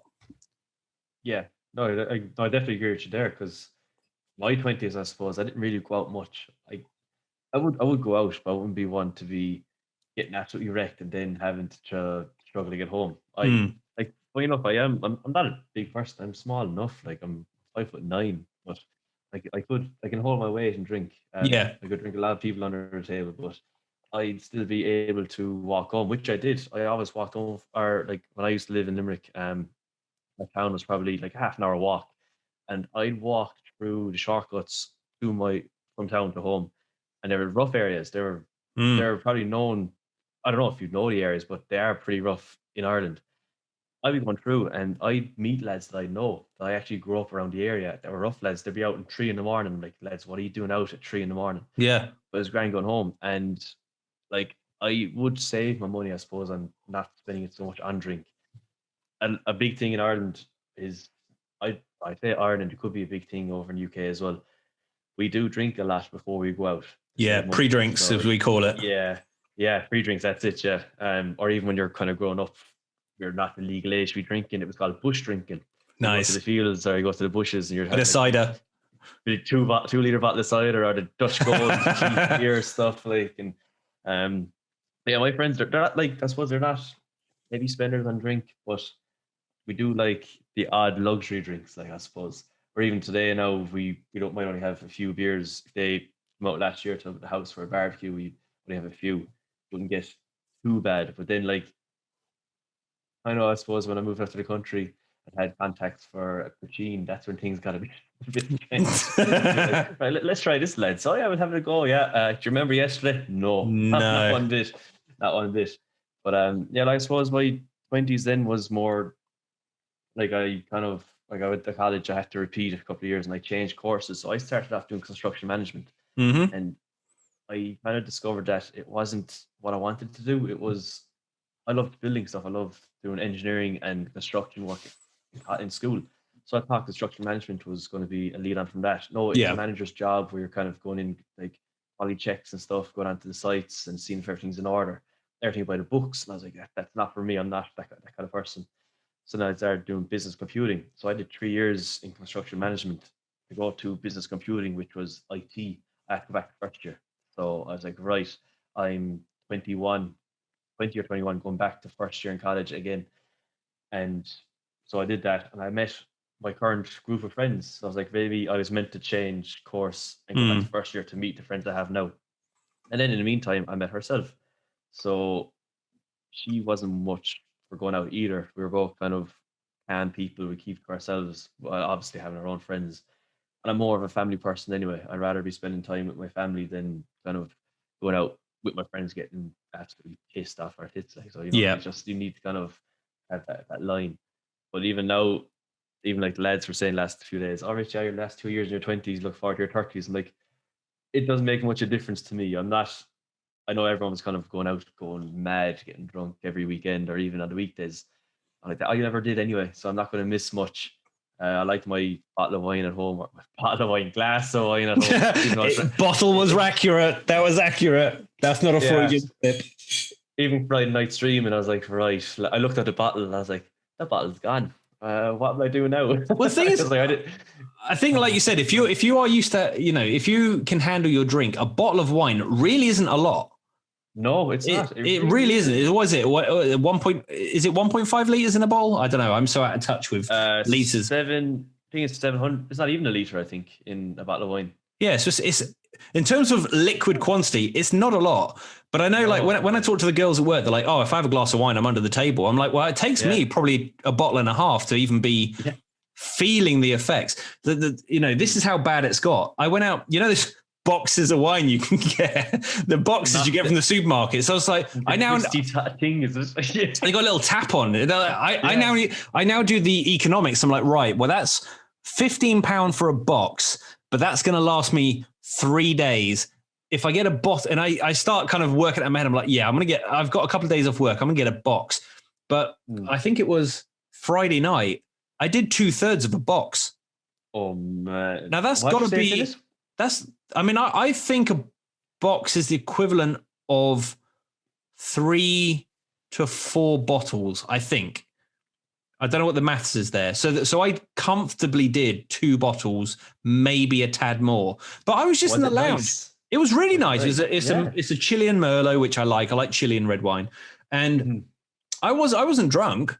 I probably was, but it's weird. I was in this kind of nice, comfortable bubble. I was in the lounge. Mellow, like. I was mellow. Yeah, I was playing Xbox. I was enjoying it. I was on Instagram. I was posting some stories and stuff like that. And I was just quite chill. But it gets to that point, it doesn't make you drunk. You ever get that where you like that you have your drink? Now, my drink's red wine. Yeah. I can drink red wine. There will be a certain point where I'll be at kind of like, you need to stop now because you're going to really hurt in the morning. But at the time, I feel really normal. Yeah, and it's a very dangerous thing. Yeah, no, the exact same thing with red wine. Because I love red wine now. I probably love it more than whiskey. And if it's a nice red wine, I'm like, I'll keep drinking this. After the stream, and I just think, it's funny how I remember this. After the stream on Friday night, what I do is every night I let the dog out and I stand at the front. And the dog, because we're on a country road, he runs around and whatever. And I was there with my hands in pockets. I looked up in the sky, counting stars. I'm like, am I very drunk? I was like, I don't feel very drunk. I'm okay, but nothing's spinning. Like, there's more stars than usual, but I'm fine. And I was like, okay, I know I feel fine now. It's gonna be so bad tomorrow. I kind of woke up with a small bit of headache. But I was like, Jesus, it's not that bad. It's not that bad. Then out of the bed. Oh no, there we go. There it is. I feel it now. And then I just went downstairs, had a nice cup of tea, and I felt a bit better. But yeah, I know it's once you could drink so much wine and then you feel grand. Then you're like, okay, it's like you're at the edge of a cliff. You're like, okay, if I drink one more glass, I'm gone. You're totally gone. Like, I definitely know that point. I definitely know, because I was at that on Friday. And I was just like, right, this box feels way too light, considering this is supposed to last me 4 days, and like it's feeling very light. I've definitely gone over halfway on this box, and I think it's like you say. I'm thinking tomorrow's going to suck. And when you have red wine, it's an insulator, so you feel warm. And I was like, I feel very warm. I feel like I've had too much. If I have one more, and I was like, right, I'm drinking it like it's pop, and I definitely need to stop now. And you do go to bed and you have that kind of sweaty sort of, it's almost similar to meat sweat. So you have the wine sweats where you've had way too much. And then my wife, she's working. So this is always a catalyst for when I have a drink as well, because she'll keep me on the straight and narrow when she's not working. But when she's on a weekend of nights, so Friday night, Saturday night, Sunday night, like she is this weekend, I'm like, right, great. So Thursday night, Friday night, Saturday night, I can get on it. And because it's socially acceptable right now to actually drink at home because you can't go out anyway. Yeah. Like I've never been one to kind of like, a lot of people are like, I can't drink by myself. I have to drink in company. I'm like, fuck that. I can drink by myself. I can drink in the bath. I can I can drink wherever I want. And I have to buy you a drink at all. Exactly. Like, who needs water? I just have alcohol the whole time. But I think in particular right now we talk about like you need things to look forward to. And there's so few things to look forward to right now that I look forward to junk food and alcohol. That's like it's the two things. And what else can you look forward to? You know, I've had sex twice this year. It's, you know, my birthday and I think it was Christmas. So it's food and alcohol, right? So, you know, that's my thing. So I'm casually losing my liver and I'm putting on weight. Yeah, do you want to borrow my bike? You can have it if you want. Just post it over. Just post it over. You can sit in the corner of my room doing nothing. Yeah, go, because even I'd be drinking the wine, and she'd have a can of Koppenberg, which is cider, isn't it? Cider. Yeah. And after a can, she's gone. I'm like looking at her, going, "You're Polish. You should be able to drink way more." They can drink hard. Yeah. Yeah. I don't know. I suppose. I don't know if you were too young to be drinking in South Africa, but when I went to Poland and it was hot, it was extremely hot. Cider was a big one in South Africa. Like I think my entry level to drinking was there was a cider in South Africa called Savannah Dry, and it was kind of I think I remember that because it's like a glass bottle. See-through bottle. Yeah, that's it. See-through glass bottle, Savannah Dry. It was quite nice, but that and the other one was Hunter's Gold, which was a canned cider. And that was probably where I started the slippery slope down to alcoholism. You had that cider. I had a thing called Linden Village. Oh, very nice. the cheap cider. It sounds posh, but I bet it's not. There's another thing called Rosie's Dew, but we won't go into that. The names, like, it's crazy. Well, they try and sound posh. Over here, it's White Lightning, which is it doesn't sound posh at all. That sounds like your liver's about to just scream in pain. Sure, isn't White Lightning what they call poutine in America, no? It probably is the same. Yeah. It's just basically turpentine with a bit of flavoring. That's it, yeah. Jesus. Poutine I have, there's no flavor off that anyway. It burns your throat and you feel disgusting. But like the way the Polish would drink, they have 2 glasses. So like for here, if you're doing a mixer, you have your vodka, you have your whiskey, you have Coke in it or whatever. So for them, they have a glass of vodka and you have a glass of Coke. So with the vodka, you throw back the vodka, you sip the Coke. So it's like a chaser, but you sip it. And they'll never mix them together. So, like, we'd be drinking copious amounts of vodka, and I mean a lot. And even sometimes they'd have their own thing called bimber. So bimber is like your homemade poutine Polish version made with honey. Yeah, lovely, absolutely lovely stuff. It's brown, like not brown, kind of like a goldy color to it. Yeah, it's around 50-60% as well. And I was like drinking all that stuff at night. I'm like, I'm going to be dying tomorrow. I'm seriously feels ill. I actually feels physically ill right now. Next day you wake up, you're like, Jesus, lads, I feel fantastic. This is great. The sun is out. You're like, shit, this is unreal. I'm going for a walk. To me, I thought the hot weather suited me. Like I'm drinking in hot weather. I'm like, geez, I feel nothing. Then you come back to Ireland, you're like, oh, I'm going to keep this up. Not bottle of vodka, but a few drinks that night. Next day, you're like, oh my God. I'm dying. Hot up to me. I'm dying. It's the weather. I want to go back to the hot weather and just enjoy it. And yeah, like, even like I'm talking to her family, like, and I get on with her brother-in-law. He's plays FIFA. So before this whole lockdown happened, nearly once, maybe more likely once a month, we go to his house and we play FIFA, but we also be drinking whiskey or vodka. And yeah, it's like when you're drinking with the Polish lads, they're always getting you to like catch up with them. They're throwing it back the way that they like their spirits, definitely. They love their spirits, love their whiskey. I always thought it was vodka, but yeah, they're mad about their whiskey and Jameson as well. I always keep an eye on the deals, because when I worked in the off license, they're always like, "So, Rich, what's the deals on Jameson this week? Bushmills and any type of whiskey." So I'd be telling them they'd stock up on that stuff. But yeah, like I just miss those times of like just going and playing FIFA and having a drink as well. Until then, you see more than maybe 22 players in the pitch. You're like, yeah, I gotta go to bed now. This isn't work at all. Just missing drinking. I have really fond memories actually of in South Africa, because the crime is so bad. You didn't really go out clubbing. There was clubs, you could go to them, but obviously there was a much higher risk. And in particular, the more mature generation, like my mum and dad at the time, which I look at now, they were 40, they were in their 40s like I am now, which is really bizarre to think back. When I look at photos, I'm like, you must have been 50 at that. They were like, no, we were 35. Fuck off, you're younger than me right now. Like they just, they were in that era where it was these polyester trousers, beer gut, mustache, terrible haircuts. I look back at it and I think, you look old, Dad. And he's like, yeah, I was 38 in that picture. I'm like, fuck off, I'm 41. And I don't look anything like that. Well, I hope I don't anyway. And you look good though, don't worry, you're taking care of yourself. Well, maybe, or I just hide it beneath a hoodie and a cap. But it's very hard to place people's age. I think in particular our parents' generation, because the style was so different. But in South Africa, obviously, you didn't really go out places. You had the golf club, which was a very big social thing. It's very much like the pub over here. Over there, it was the golf club, and they had a bar, and you stay there till midnight, 1 a.m., and that was the social scene. But they also used to have a lot of what they used to call braais, which is a barbecue. And every weekend you would have someone else's house that you'd go to.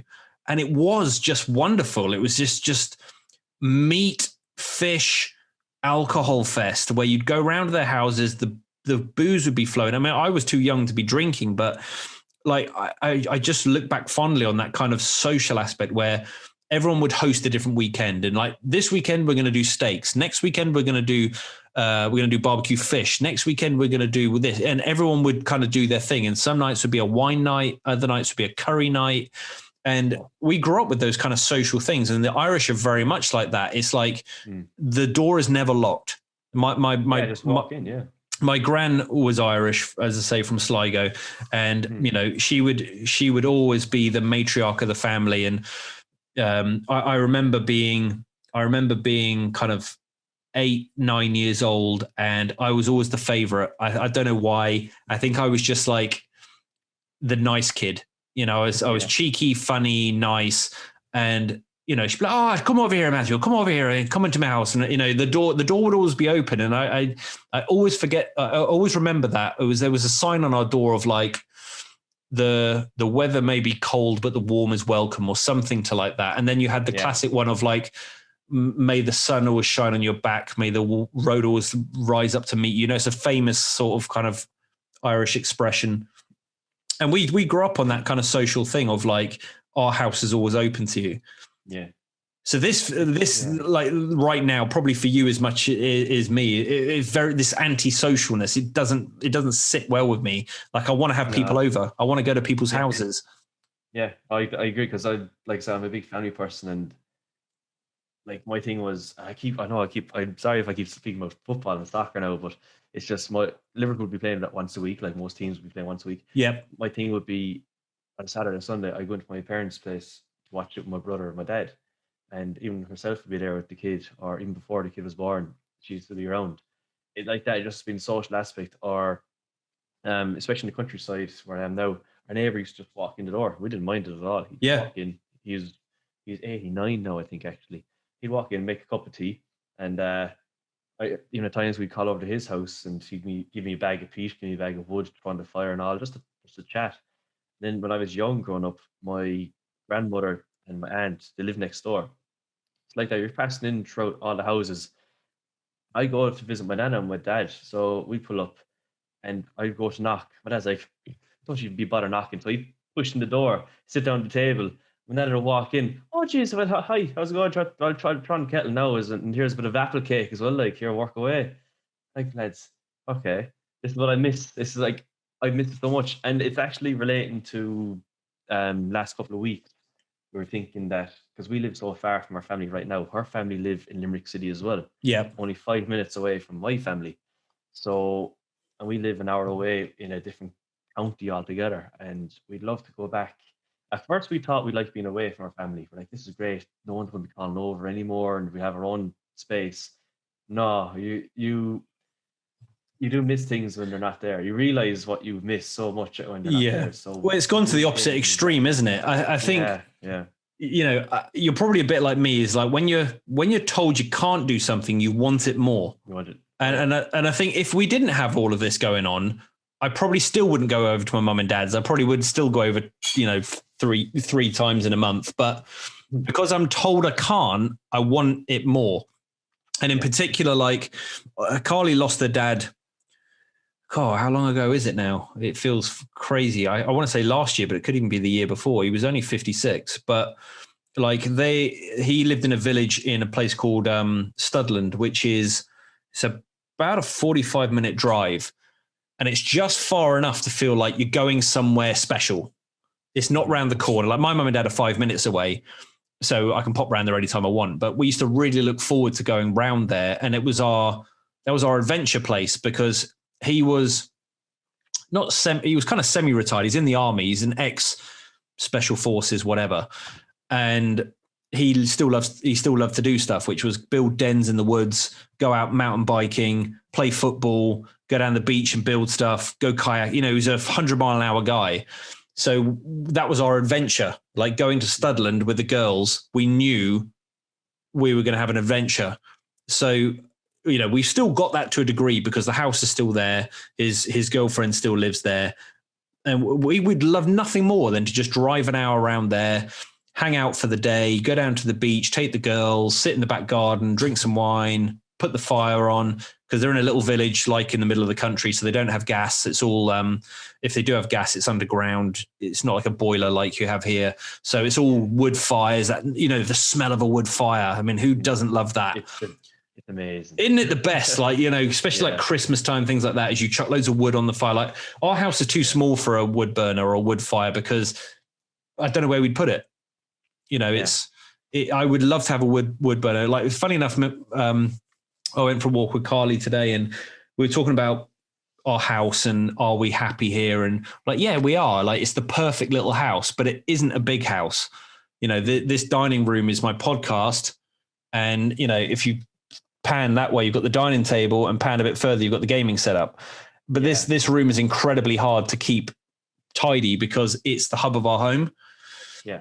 And it would be so nice to, one, have a dedicated gaming room, two, have a dining room, have multiple bedrooms, have a bigger garden. But we also thought we're going to pay this off before we retire. So, we're almost guilty sometimes of thinking too far ahead, of going, we want a comfortable retirement. Because my parents haven't got a comfortable retirement because they came back from South Africa to follow me.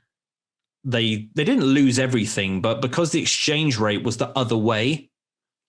Oh yeah, yes. And by the time that they were there for 10 years, so by the time they came back, the rand was 15 to £1. So to put it in perspective, the house that they had over there, 3 bedrooms, double garage, palm tree, swimming pool, nice, was about £40,000. So when they sold it all those years later, they came back. They had no mortgage. They came back to the UK and their whole house was just enough to put down a deposit on a bungalow, 2-bed. Wow. So it was a tough one because they had such a good lifestyle over there. And that, I feel guilty to an extent on that. Like I came back, my mum, I'm an only child. So of course, it was hard for them to live so far away from me. And I talked to them today, obviously, about what they're going to do with their house and stuff. I'm like, you need to keep the house. They've got a really nice 2-bed bungalow. It's worth a lot of money, but they still have quite a big mortgage. So they're coming up to 70. So they're not going to be able to have a mortgage for much longer. I was like, just do an equity release. You're like, don't worry about losing $100,000 because you're in this, equity release kind of program, because it's better for you to live in that house, even if you lose $100,000, than going into a flat or an old people's home or something like that, because you'll hate it. Yeah. So I keep pushing them to just do it. I was like, don't worry about me. Don't worry about inheritance. Don't worry about any of that. Sort your house out. You like living there. Just do it. If it costs you $100,000 in equity, whatever, because the place is still going to be worth $500,000 by the time you obviously leave it to me or whatever. Just do what's right for you. So it's a hard one for them. The UK is quite hard, and you get stuck into these mortgages and shit pensions and all that sort of stuff. But the UK is great in so much that you do have so much freedom here that you don't realize. It'd be the same in Ireland as well. It's like, unless you go live in a country where, I'll give you some examples. When you drive your car in South Africa, the first thing you do is check all your doors are locked in the car. Because if you stop at a traffic light, there is a very good chance someone will try and hijack you. In particular, Johannesburg, your doors and your windows all have bars on them. So we used to call them burglar bars, but they basically like prison bars. So you have a barricade going to your front door, which has about 5 feet between the barrier and the front door. So you go in, you pull the door behind you, and it's on a latch because people would run up and try and break into your house. All your windows have got burglar bars. When I went to Johannesburg, the perimeter of the property that we rented at the time had barbed wire, electrified barbed wire. So you'd have 5 strands of barbed wire around the top of your property. My dad used to have to call my mum to say he was 5 minutes from home so she could time opening the garage so he could drive straight in, pull the garage down behind, and he would sleep with a gun next to his bed. Wow. Now, as a kid, it becomes normal. Yeah. But that is the weirdness. Like when you think about the UK and you can walk to the corner shop and buy a carton of milk, or you can just go walking with your kids in the forest. You don't have that over there. Yeah. I know. I suppose, like, say if you're a kid there, it's like normal, but like, oh no, I can't imagine even growing up with something like that. Like now, because obviously growing up in Ireland, or even like whoever is growing up in Ireland or UK that goes over there, that's a very hard adjustment to do. Oh God. Oh, it's crazy. Like coming back to UK was just like, wow. Like there's so much freedom. Walking to the pub, walking home from the pub at 2 a.m. It was just like, I loved it. Like when I came back to England, I actually stayed up in Maidenhead first, and it was with my uncle and my aunt, and they kind of adopted me, so to speak. And I went to work for my uncle as an apprentice electrician. Like I wanted to be in a trade because obviously my Irish heritage, everyone's like, you gotta have a trade. You got to be a plumber or electrician or a carpenter. It's one in the family. Exactly. Like everyone in the family, an Irish family, tends to be in the trades. And they're like, my uncle's a plumber. My other uncle's an electrician. I was like, okay, well, I really like that uncle, so I'll go stay with him. And I remember being an apprentice electrician. I was on £100 a week at the time. And I am getting to that age now where I can talk back like, I was on £100 a week. I used to work in the snow. But I literally got paid beer money, and I had no bills. I had no overheads. I had no credit card. I barely had a bank account. So it was literally £100 cash, and it felt like I was rich. And I used to go to the pub on a Saturday night with £100 in my pocket. Pints were like £2.50. I lived like a king. I was happy with £100 a week. It was great. But, working on a building site, and he used to do a lot of kind of main installations. And the only way I can describe it is like, imagine At the time, it was NTL, which is now Virgin Media. But we'd be kitting out their new HQ. So it would be empty premises, commercial. So we'd be dealing with this very thick cable. We'd wheel in from the yard, and it was stuff that could kill you in a heartbeat. But it was just such a weird experience after coming from this very sheltered life in South Africa, where you live behind your walls and you had all that, to suddenly going to living in Berkshire, where you could walk down the pub and it was very seedy and fun and, you know, loads of banter. I didn't know what banter was until I worked on a building site, and I had the piss ripped out of me for months. And I would take it so personally. I kept fucking wanting to punch people and get in fights with people. My uncle, I remember him pulling me to one side going, you need to sort this out, because this is what it's like over here. You know, banter is something that it's not meant personally to hurt you. And I was like, but he's calling me ginger and big-eared twat and stuff like that. I was like, I get it now. Like, it's a term of endearment. Like, at the time, it's like you make fun of the people you like. Yeah. But at the time, I was getting really offended. I was like, oh, fuck off. You know, every day I'd go into work, I'd be having this, like, with this one guy in particular, we'd be having this. But I think he could see that I'd react to it. So he'd give a bit more. Keep going. Yeah. But I needed to do that. I needed to, like, work on a building site to kind of come out of myself and realize, like, what all of this was. Like, what's banter? What's this? He's being really horrible to me. And, like, within about a year, I was just as bad. You know, I was one of them. Yeah. I was one of the lads. But again, that's another experience where you come out of yourself because you have to. Otherwise, it's like you live or die by the sword, isn't it? Yeah, exactly. Because I don't know, I can't imagine that. I know there's always that one job I'll always have to go back to, was when I was working at a pharmacy. And it wasn't that I wasn't a pharmacist. I was trying to push, and it was more, I hated the job. I was trying to push what was on sale that week. So my mother got me that job, and I'd be standing outside the shop either selling shampoo, hair gel, hair wax, aftershave, perfume, anything. And then like Johnny's might be one week, and I'm like, right, here, I have to aim for the men. So I just be outside the shops with like a little table. So I'd be in where my mother's working. I might be somewhere else the next day or the next day after that. But I learned that how, like you said before, how sales works. So how you have to talk to people. Yeah. And just relate to them. And like, I know for myself, and I probably have done it on this call, that you might hear it back or other people might hear it back. I go off. There's a topic, but I'm gone off somewhere else. I'll talk about something else halfway through. We've done that 4 times tonight already. I think so. Yeah. Because even halfway through, when I realized, I'm like, just stick with it. Just keep going this conversation. Like I be talking to people, trying to sell them a bottle of Radox shower gel. Here, how about this? By the end of it, then I find out where he lives, who his grandmother was. Oh, you booked a holiday in Spain together as well. Yeah. And he's got off with like a 12-pack of shower gels. I'm like, job done, that will do. But it helped me, I suppose, be confident with my speaking, because I was always shy. I was shy in school as well. And then I just always go back with that job, or even how Twitch for the last couple of years has really, really brought me out of my shell, because I can even be shy around my own family. And she's noticed that before too, where they're all chatting away, and I'd love to be able to come out and engage. I'm like, I don't know how to engage. I don't know what way I can engage in this conversation or this topic.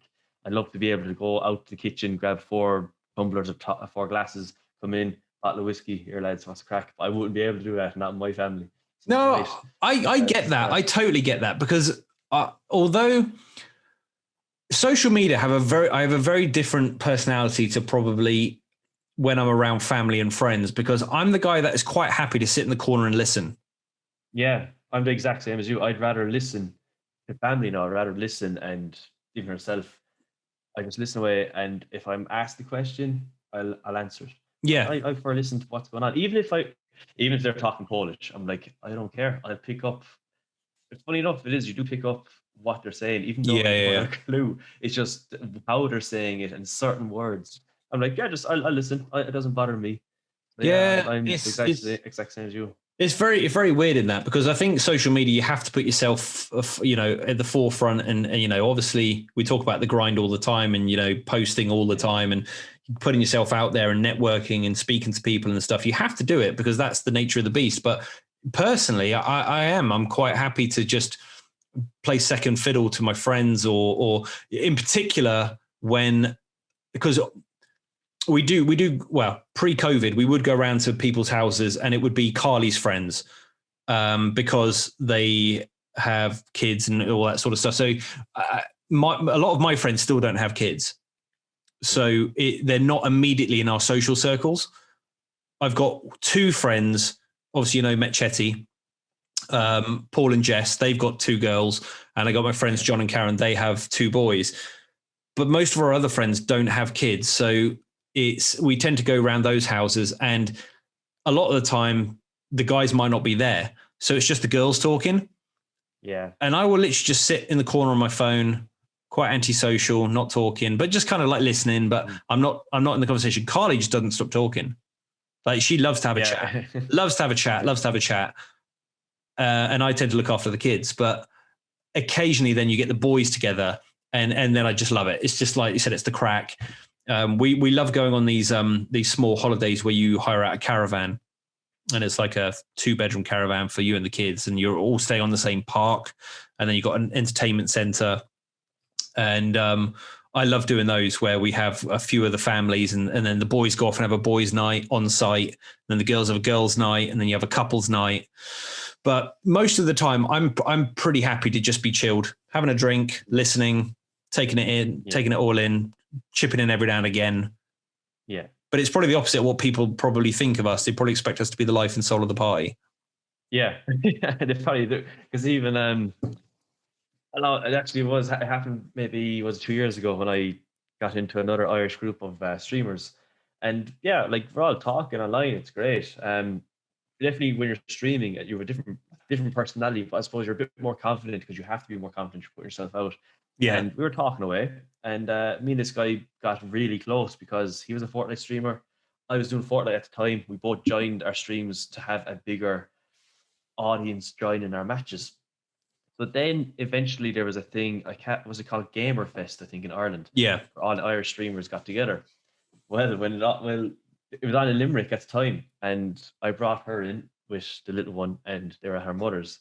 I was like, I'm just going to pop down for a couple of hours. When I met them, like that, I just kind of sat down. I talked away at first, but I got very quiet. Didn't know how to engage in conversations, even though we've talked loads online. It's just like that in person. I'm just happy to have my drink. I'm drinking away in the corner, working away, and then after that, like, we kind of talked online again. They're like, geez, Rich, you're a bit different in person. You're very quiet. I'm like, that's the way I am when I'm meeting someone in person rather than your name in text and a chat. It's just totally different. I think we're actually very, very similar personalities. And I think we'd be quite comfortable going a place and not saying a lot, but feeling very comfortable.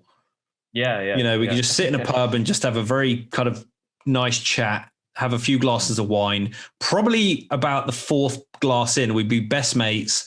And we then would be talking endlessly. But up until that point, we'd just be quite chilled and just chilling out. Yeah. Well, I do it with the lads as well, because one thing I love is going back to fire is I love thinking for me is camping. I love camping. I have a few axes of my big camping bag there, which I still have to use, that I got last year for my birthday. Yeah, we talked about camping quite a few times together, haven't we? Definitely, that's definitely a mutual interest of ours. Yeah, and like I say, the smell of smoke is when you're out. My thing is starting a fire. The lads love it. I think I'm a bit obsessed with it, that when we go camping, first thing is you need fire, lads. Fire keeps you warm. If you go very far away, you know where to go back. You need it to cook. I'm like, I just love fire. I'm like, I have to start it with my flint and steel. I'll do it. Like, I set up the tents. But yeah, it's just I do need camping, actually. I really do need camping. I miss camping. I really miss it. Yeah. I think the last time we went camping, I can't remember where it was. I know it was a couple of hours drive away, but we've got this tent now, which is so big. It's such a big tent. Actually, yeah. You've seen it's called an All Pro, and we weren't fans of blow up tents because we heard all sorts of horror stories. And we're like, no, it needs to be a pole tent. It needs to be metal because they're more durable. And we were looking for 6 months. We made the mistake, like everyone does. We saw the perfect tent and we didn't buy it because we didn't either have the money at the time or we still had another tent that was okay. And we're like, no, we'll get it next year. Yeah. So next year came around. We're like, our tent's now leaking. It's not waterproof anymore. We definitely need to upgrade it. And we went looking for this tent and they discontinued it. We went around so many different there's a big tent supplier in the UK. I can't remember. They're like go outdoors, and there was loads that were saying they have one in stock. So we drive around fucking half the UK trying to find this one tent because it was perfect. 3-bedroom, massive awning, big porch area. It was mint. We'd been inside it. It was just so good. Like the ceilings were really high. So we were comparing everything to this tent and we could not find anything that matched. In the end, my mother-in-law sent us this link to this All Pro tent and it was a blow up one. And we were at that point where like, I don't want to look at any more fucking tents. Just let's go for it. And it was like a £600, £700 tent. And we got it. And I mean, it is pretty dope. I mean, it blows up, foot pump, it's up in minutes. All the guy ropes in. It's got a toilet. It's got two big bedrooms, a lounge, a separate kitchen wing. It's a proper big tent. And we went and the last one we went to was also electric hookup. So not only did we have this spacious tent with the pitch was really nice as well. It was they separated the pitches by these hedges, so you felt like you had your own garden basically. You had a big toilet block behind that had hot showers, and our water pressure here is terrible. When we go camping to these places that have these shower blocks, it's like heaven because they all have this amazing shower pressure and like boiling hot. And we had these toilet blocks, electric hookup. So I had like power for the iPad. That's the one where I took the pictures of me having like the Sony phone and the headset. And we were on this camping trip. It was so cool. Epic, actually, yeah. However, despite all of those luxuries, after the second night, we had the biggest storm I've ever been camping in. It was like gale force winds. And if you've ever had a blow up tent in gale force winds, they tend to bend quite a lot. No. And it takes a lot for me to be scared these days when we're camping. Like the kids are like, I'm scared. Fair enough. You're 5. But I was like shitting myself because I honestly thought this tent was just going to blow away. And it was so hard that our heads were like against the, as you do, you're like, your heads are near the edge of the tent. When you're in a bedroom, you tend to lie with your head near the back. And it was coming down so hard. It was hitting us in the head for like half the night. And I just fall asleep and then bam, bam, bam, it would hit us in the head. Pick up. Yeah. And it was terrifying. It's like the worst night's sleep I've ever had. Both myself and Kai, we felt like we'd got maybe 30 minutes proper sleep all night. And it was horrendous, but I love it. I would do it again. I would do it. I love camping. I think it's just brilliant. The best thing. And kids don't know how much you spend on a holiday. You could take them to Florida. You could take them to Disney World. You could do all of that shit. Are they going to remember it at 4, 5, 6, 7 years old? Are they going to appreciate it cost you 15 grand to do it properly? Or you can go camping and they fucking love it. Yeah, get involved in activities and they love it. They absolutely do, especially if you go, like you say, with other people and you can go with a couple of other families. They just love it. And they love, when we go on the sun holidays and they have the entertainment and it's kind of like the Butlins on the road. They love it. They love getting up on the stage and doing the dancing and, that's a chance for mum and dad to have some beers and whatever. Yeah. I would rather do that than go on a hot, sunny beach holiday somewhere. Yeah. Oh no, I just can't wait for when she's a bit older now and I'll bring her camping. But like I've never been on camping the way you've described it now. For me, it'd be a bit different. I'm more of wild camping. You're a wild camper. Yeah, I've learned this about you. You like to just take a bag, go, kill a bear. Yeah. Wear his fur. I wish if I can get hair on my chest that way, I don't mind. But yeah, like I actually haven't used it yet, but I want to. I got a Polish army teepee tent last year. So basically it's like it's 2 trench coats, but they button together and they overlap and it's layered with wax. So when it rains, the rain won't go through it. It will just kind of go off the top of the tent and just run off because whatever they did with the wax, they put it into the material with a heat gun as well. But I had a very similar trip to you when we went to a place called Kilkee in Ireland. It's a seaside, but it has cliffs. So me and the lads herself went camping to the cliffs, and it was high up. We pitched our tents anyway. Got the fire going, sat around, wrapped up some potatoes, sausages, threw it in, having a cans of beer. Then we were all kind of pretty well on it. But all of a sudden, then it started getting kind of, I wouldn't say cold. There's something about it in the air where like it doesn't feel right. Like it's after changing dramatically. What's after happening here? Where all of a sudden you hear a clash. We're like, what? Like what was that? And then out of nowhere you see the lightning. Sorry, and we're like, oh shit. Okay, something's happening here. And you see the fork lightning and everything going across the sky, and we're like, oh, this is actually That's not good. We were like, this is not good, but this is epic. We love this. And we're all standing up with our hands on our hips, looking up, going, this is unbelievable. Wait, doesn't lightning strike the thing that's near the ground? So we're like sticking up, and the flat land is here. We're like, oh shoot, we need to get down into the tents. So we all went into the tents, kind of lying down, and shitting ourselves basically. And some lads were pissed drunk, and they were screaming. They're like, "I want to go home. Want to go home. We can't drive home. We're pissed drunk. We can't drive. We have to stick this out." So then it kind of like calmed down a bit, and we went back out. And we're like, "Geez, that was excellent." But for Chris is there, still in the tent. He's like, "I'm not coming out. I'm going to sleep." He's like wrapped up like this. But it was just like you're stuck in it, and it's just fantastic. And like, I just can't wait to do that now and find somewhere. Go off to a forest, kind of set up for a night. And I actually planned on maybe trying to get a stream going. I'd love to do an IRL stream with my phone. Oh, that would be good. Like I'd love to be there for that. I think if we ever do an event where we just get all of us go camping for a weekend, we do an IRL stream. Yeah, we need a lot of battery packs or something like that. Anyway, because I watched one guy who does a lot of fishing. So he goes down like canal. He's over in America. I don't know where he is, but he has a pretty cool system where he uses his phone to stream, and he has a cable going off it into a battery bank, charge bank, whatever. I can't remember the name now off the top of my head. But he has another thing connected to that then, which is like mini solar panels.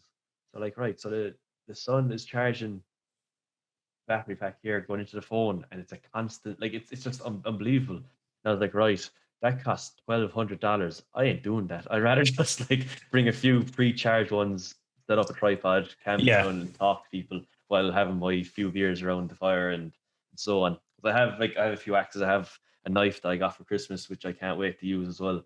So it's a few. That would be really nice. I think people would love that. I think people would love to just hang out with you near the fire and listen to stories and watch you get slowly drunk and fall asleep. Probably some person come up behind me and murder me and take me away for the night. You'd be famous. You'd be on Netflix. Oh yeah, one of those shows. Oh, I've watched so much Netflix last. Crime dramas. Plenty of people have.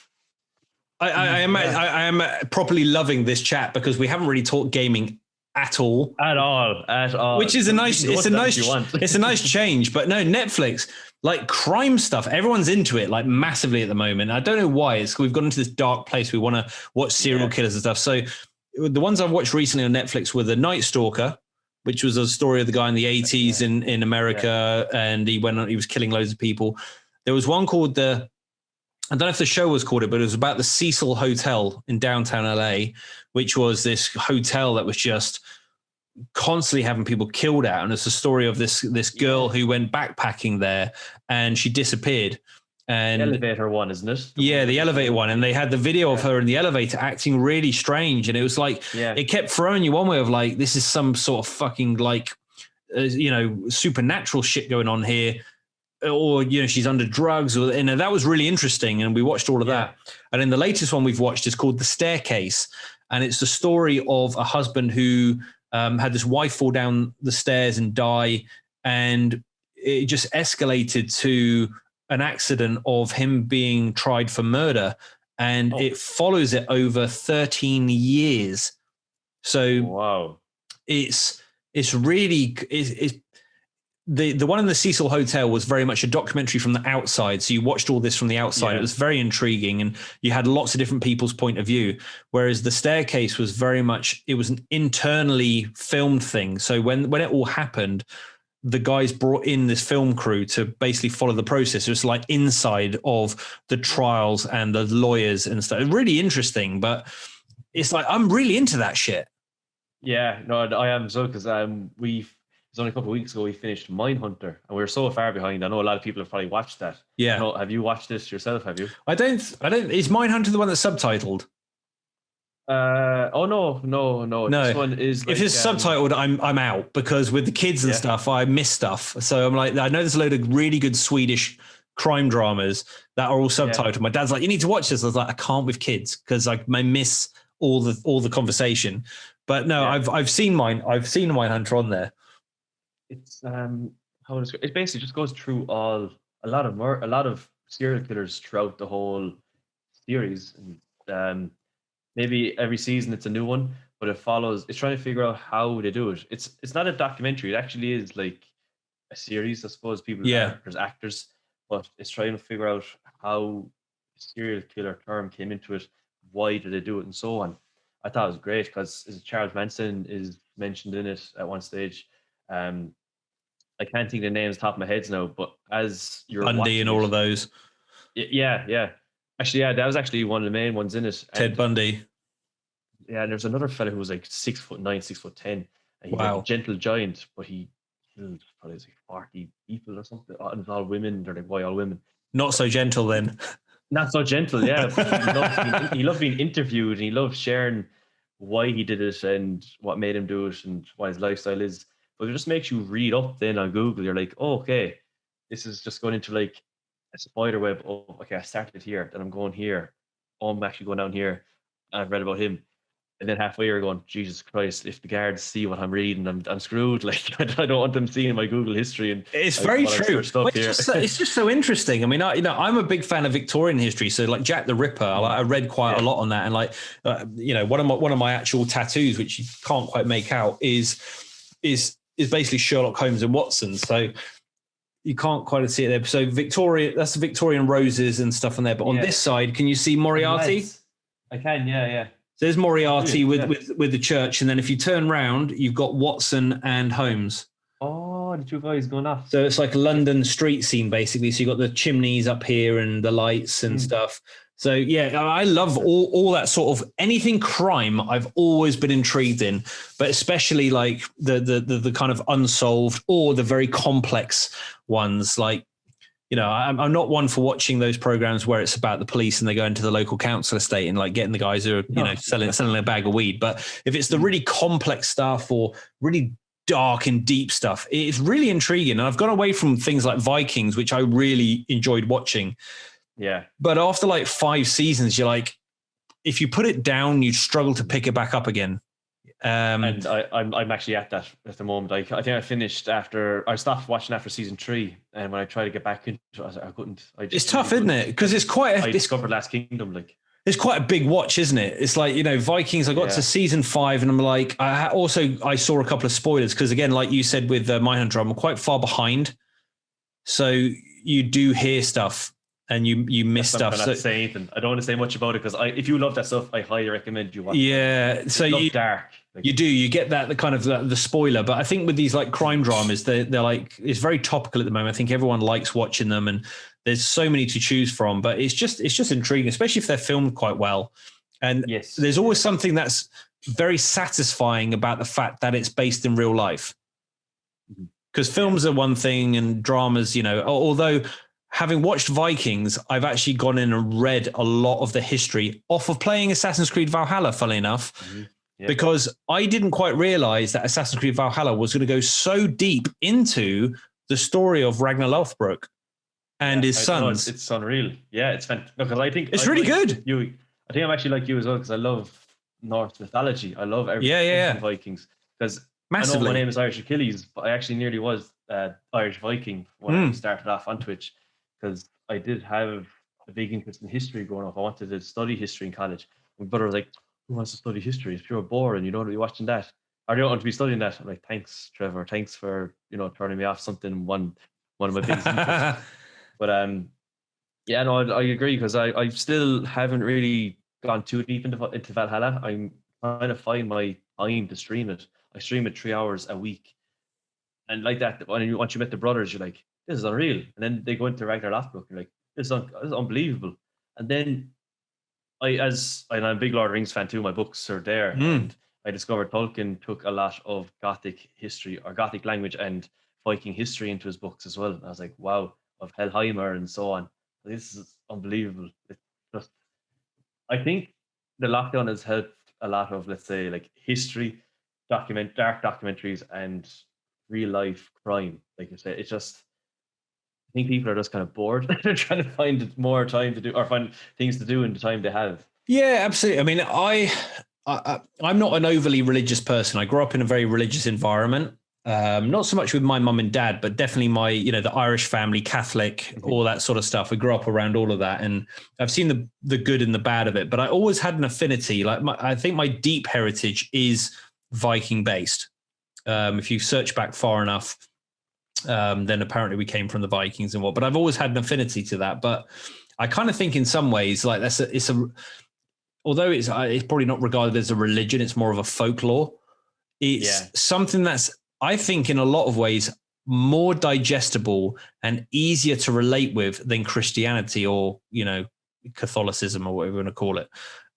Is, there's something more interesting and mythical about it, and something to aspire to it. I think your religion religion is a very complex one for a lot of people because it's a very personal thing.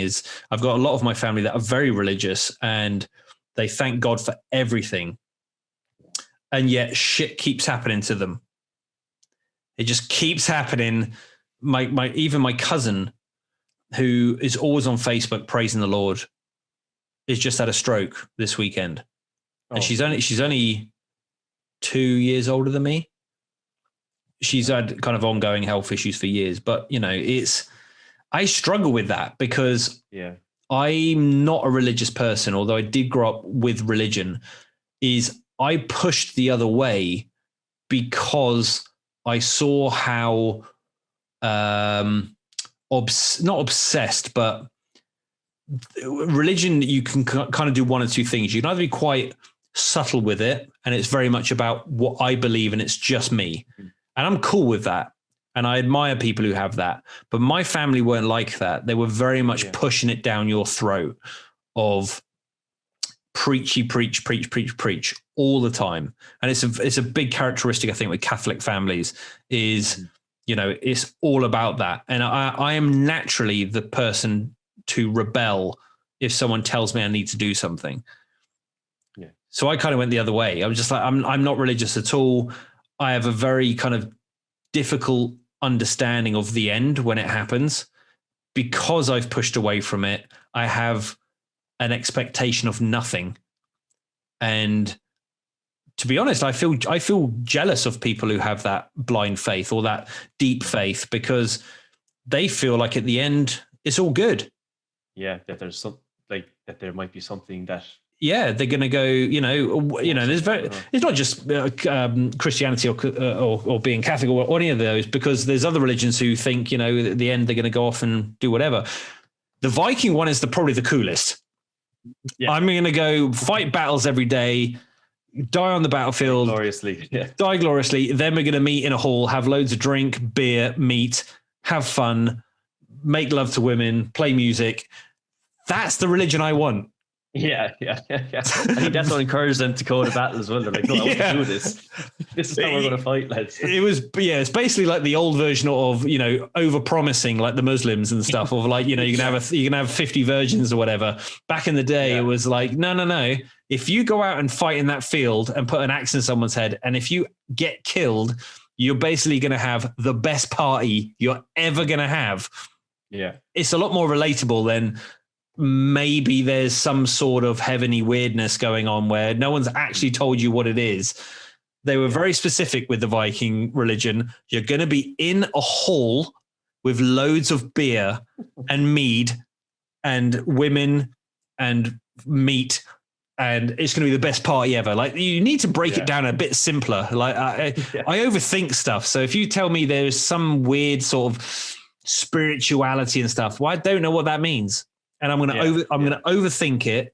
And if you start telling me about forever and I start thinking about that too much, it blows my mind. And then I can't sleep for 2 days. Yeah, actually, it's kind of like you actually hit on the nail on the head. And I hope this isn't spoilers, but if you do watch Vikings at the start, it kind of shows that too, doesn't it? It shows both sides of what way religion is to the lads over in the UK, as I've called, and then the Viking lads. But I'm like that as well. I'm not a big believer of religion. I grew up in a religious family because Irish Catholic. Yep. But they don't go to church today like they did when I was young. But They don't. I don't think it was. There's no connection there as most people would. Like, it's just, no, for the sake of it. I hate to use the word it's a dying religion because it's not. It's still one of the biggest religions in the world, but it's not relatable to the kind of the modern kind of way of doing things. Like you say, going to church. It's the last thing I think about doing on a Sunday. Yeah. It's the last thing. I have no, like, I sat in church for hours, uncomfortable, singing hymns I didn't know how to sing, listening, it just didn't, it was almost forced. And I rebelled the other way. But it's like you say, when you watch Vikings, it paints two very different pictures of people who celebrate life. And I think the expression is go out in a flame of glory. It's all about living life to the full, go off and battling and drink hard, party hard, fuck hard, whatever it is.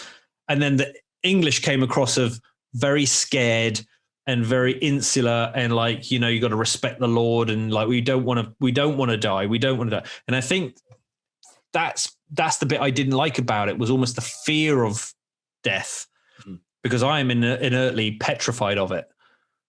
But if you flip it on its head, or like the Vikings were very much like celebrate every day, party hard, fight hard, I buy into that. I buy into that a lot more. There's no one selling that around my house, is there? No, there isn't. No, they don't. And that's the thing. Like when I spoke to Carsten the other day, because he was talking like the Danish Vikings were like the most feared and the most, all of that. And I was like, well, if that was such a big part of your culture, is it still there? Do they still like think like Vikings? He's like, nah, it's all gone. And that's really sad. Would they be Catholic over there then? Or what would they be? Well, maybe like, Europe was very much kind of taken over by the what do they call it? The religious wars, or the Christian wars, or whatever. Yeah. I think when the Romans basically came in and I don't know, it's just, it was all, I think probably that was all lost. I think it's a real shame because it's such an intriguing culture. Yeah. Yeah. Because I just know from Irish history that, and I was only explaining this on the stream on Friday as well, that I have an axe that my uncle made me, and it has very, very ancient Irish, like Celtic. It's called, it's older than Celtic. It's called Ogham. Okay. So they used it's like cross lines. I don't know how to describe it really, but we had our own language, and how that changed from Ogham to, as we don't say Irish, we call it Isquailga. So Asquailga, you're speaking Irish, Asquailga. Yeah. And how even that at the moment is not a very popular language. I wish I could speak my native tongue. Like, what I mean? I wish I could speak Irish fluently. I could speak a bit of it because I learned in school how to do a starting and an ending of a letter. That's all I know. So, and that's even like you were saying with Carson now, with the Viking culture dying out over there, or maybe it's still around that people would do it. It's hard to hear. I don't like hearing that, because even we watched a series and we loved it called Outlander. Yeah. And it mentions how stone circles and all, and how they had their own culture, their dance around stone circles, and what was the reason behind it. And there's plenty of them in Ireland too, and they had their own, like there's loads of different clans in Ireland. There's plenty of clans. That's why you have provinces like Munster, Connacht, Leinster, and Ulster. And there's different lords, and there's plenty of lords. There's always battles and fights. But like, it's just, there's still that history there that I wish was still around, because there's so many castles like that in the UK. There's so many castles. There's so many castles here near me as well. There's towers, there's so on. And I'd love to learn more about that, but I know it's hard to find that information. It's hard to be getting back into all that, because, like I said, I wanted to learn history more when I was growing up. It's just, people are turning you off it all the time. Well, it's interesting you say about history, because I love history. There's certain bits of history I love more than others. Like I really struggled with some of the kind of the 1700 stuff, but I was fascinated with World War I and II. In South Africa, they taught it from a very different angle of the Boer involvement in it. So I think it's probably different if you grew up in the UK and you were just forced down your throat about it. But I found it very intriguing, and I love any World War I or II film. But like you said, all of that really old stuff, it's just so interesting. When I watched Vikings and I went into that with no prior knowledge of Ragnar Lothbrok or any of that. Then I played Assassin's Creed and I was like, they're talking about the same characters, but that's really weird because obviously I thought that was a show. Mm-hmm. And I was so naive to it that I was just like, okay, so are they basing Vikings on real people? That's how green I was to it. And then I went on Google, as you say, and I just started reading about all of it and about Ivor the Boneless and, all of these people. And they were like, so they think like Ragnar Lothbrok could have been a real person, but is still very much folklore. Yes, they actually ask you that. Yeah, they say that they think that is based on fact, but there is a bit of folklore in there. But they most definitely have they have text which talks about the sons of Ragnar, and they are very much real. And it's just so interesting. It's so interesting. Yeah, like even how they spell his second name. I don't know if I did that research as well, and I say you probably noticed it. Like they have Ragnar, perfect. But if you go to a second name, Lothbrok, is it Ladbrok or is it Lothbrok? There's actually text from both, and you're like, right. And that's where my argument, not that she's religious, but it's a different religion. She's Christian. Oh, sorry, she's well, when I say Protestant, but they still have their religion of their own beliefs. Yeah, it's like I'm always saying, it's like Chinese whispers with a Bible. Someone wrote this book, it's passed along. Yeah. That's not going to be 100% accurate. So then with Ragnar Lothbrok, there's probably texts that kind of have their own information to the left side and different to the right side. And it's not going to match, but something to do. But then everything about the sons did match. They had the names, they had everything about them, like how Ivor was. Like, one thing I know is actually, I only came across it in the game. I did things arseways in Valhalla. I was told this on stream. In the game, you're meant to commit yourself to a certain part of the land, and then obviously you meet the sons. No, I did it the Richie way. I did it the harder way by going off to let some level 60 place while I was level 2. And I did that the hard way. And then now I'm only after meeting the sons. I'm like, right, I didn't know I was meant to do this first. And everyone started laughing, like, no, you're meant to do this. And the minute I met Ivor, I was like, okay, he's a lot more aggressive than the series Vikings was saying. He's brutal. I know he's brutal in Vikings, but like he's annoyingly brutal in Valhalla because you're like, dude, leave it with me because I was negotiating quite successfully and you've just fucking killed that guy. Yeah. He's savage in the game. He is literally savage on the throne. Yeah, but literally, I'm probably like you. Is like I was like, I can't do that area because my level's not high enough. And I would go play so much of the game. So I would then be like OP. And I'm at the stage now where I go into any fight with no problems whatsoever and just obliterate anyone. And I'm still struggling with the Templars though. I'm not as good as you now. I'm still struggling with them. Oh no, I rinse them. Like Templars, like I was at that stage where I'd fight them and I'd run away because they were so hard. And I was like, right, let's just go off and do as many side missions as possible. And I literally rinse them all. So I'm at level 210 now. Oh, wow. Okay. So I'm pretty tough in it, but it's not so much that you become tougher. It's that you obviously get these skills. So you're able to evade and deflect and stuff just a bit easier. So when you come up against these guys, like when I first came up against them, they were throwing poison at me. I was like, I've got no counter for that. Or the flame vases that they throw down and you walk over them and they explode. Before it would take loads of my health off and then they would just follow up with a stab and I'd be dead. But my health bar is so big now that I'm able to survive those easily. And then just it's the parry and counter combo. I just parry, stab. I have this long spear.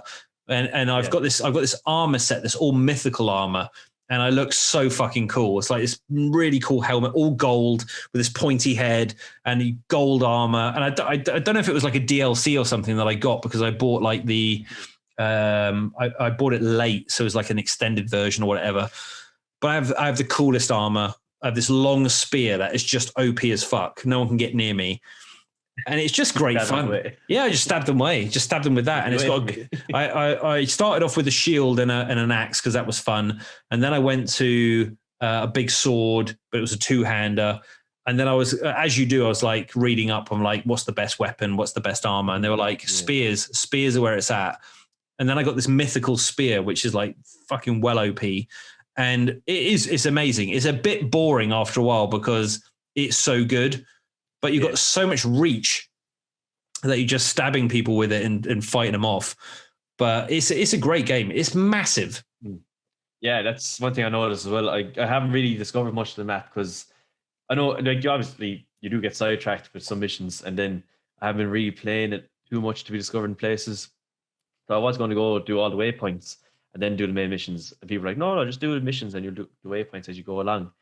I think I'm only level probably 60 or something. And I'm like, right, I need to really, really push myself because I don't want to say too much in case of spoilers. There's a certain part I'd love to talk about right now, and I have to it.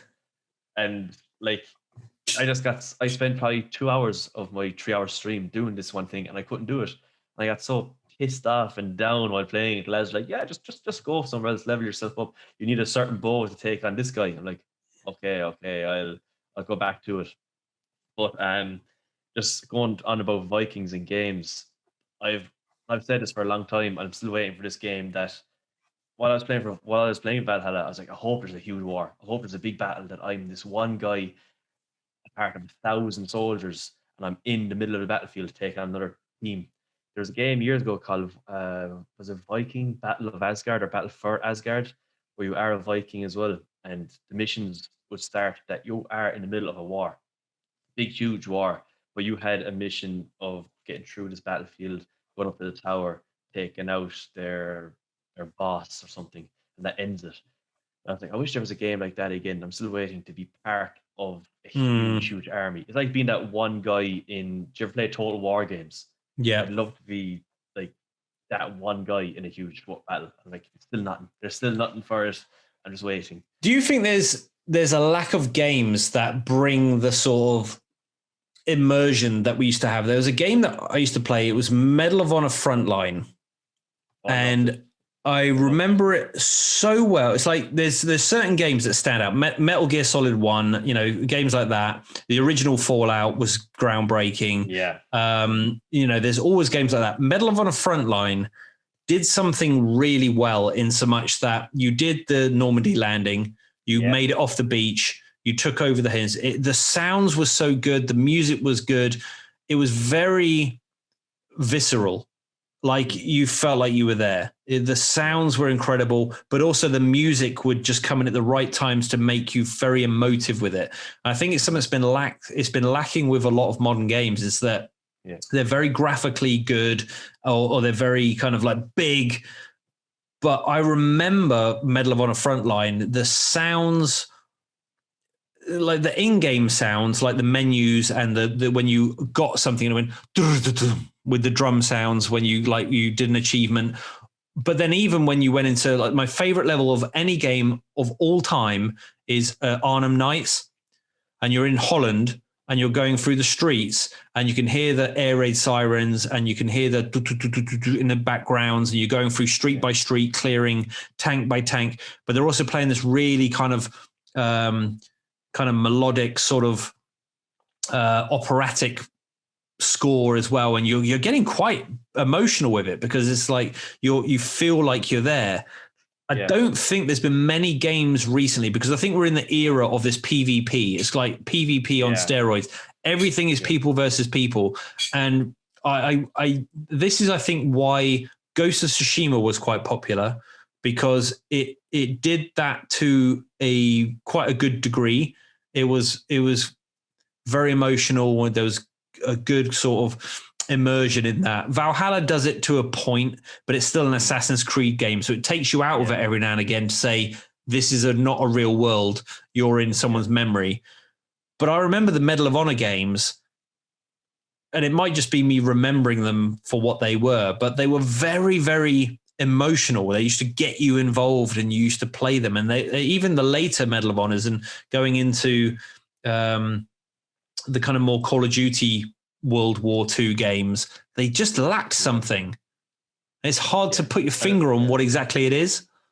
Yeah, like I think you actually just brought back a memory for me there of Medal of Honor was when you're on the beach, and I think when you are running with people, and I remember I think I hid in either a bunker or one of the one of the cross things to stop the boats coming up onto the shore.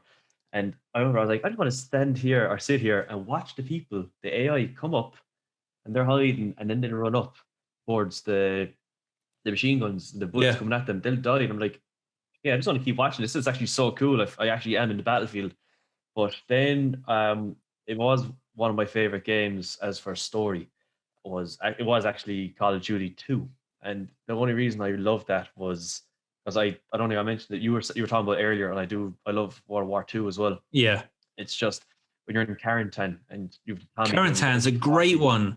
One of the best maps ever for Call of Duty 2. It was unbelievable. BAR, the sounds were fantastic. I remember when I wanted to get the Xbox 360, the only reason I wanted it to get Call of Duty 2 and then to be thrown smoke because it looked fantastic, amazing. And I'll always remember there was a mission, I think it was the Stalingrad mission, where I think that might have been Call of Duty 1. I can't remember, where you actually are running with everyone and you do get mowed down. It's basically behind enemy lines. Yeah. Isn't that with Silly Zaitsev or whatever? Vasily Zaitsev.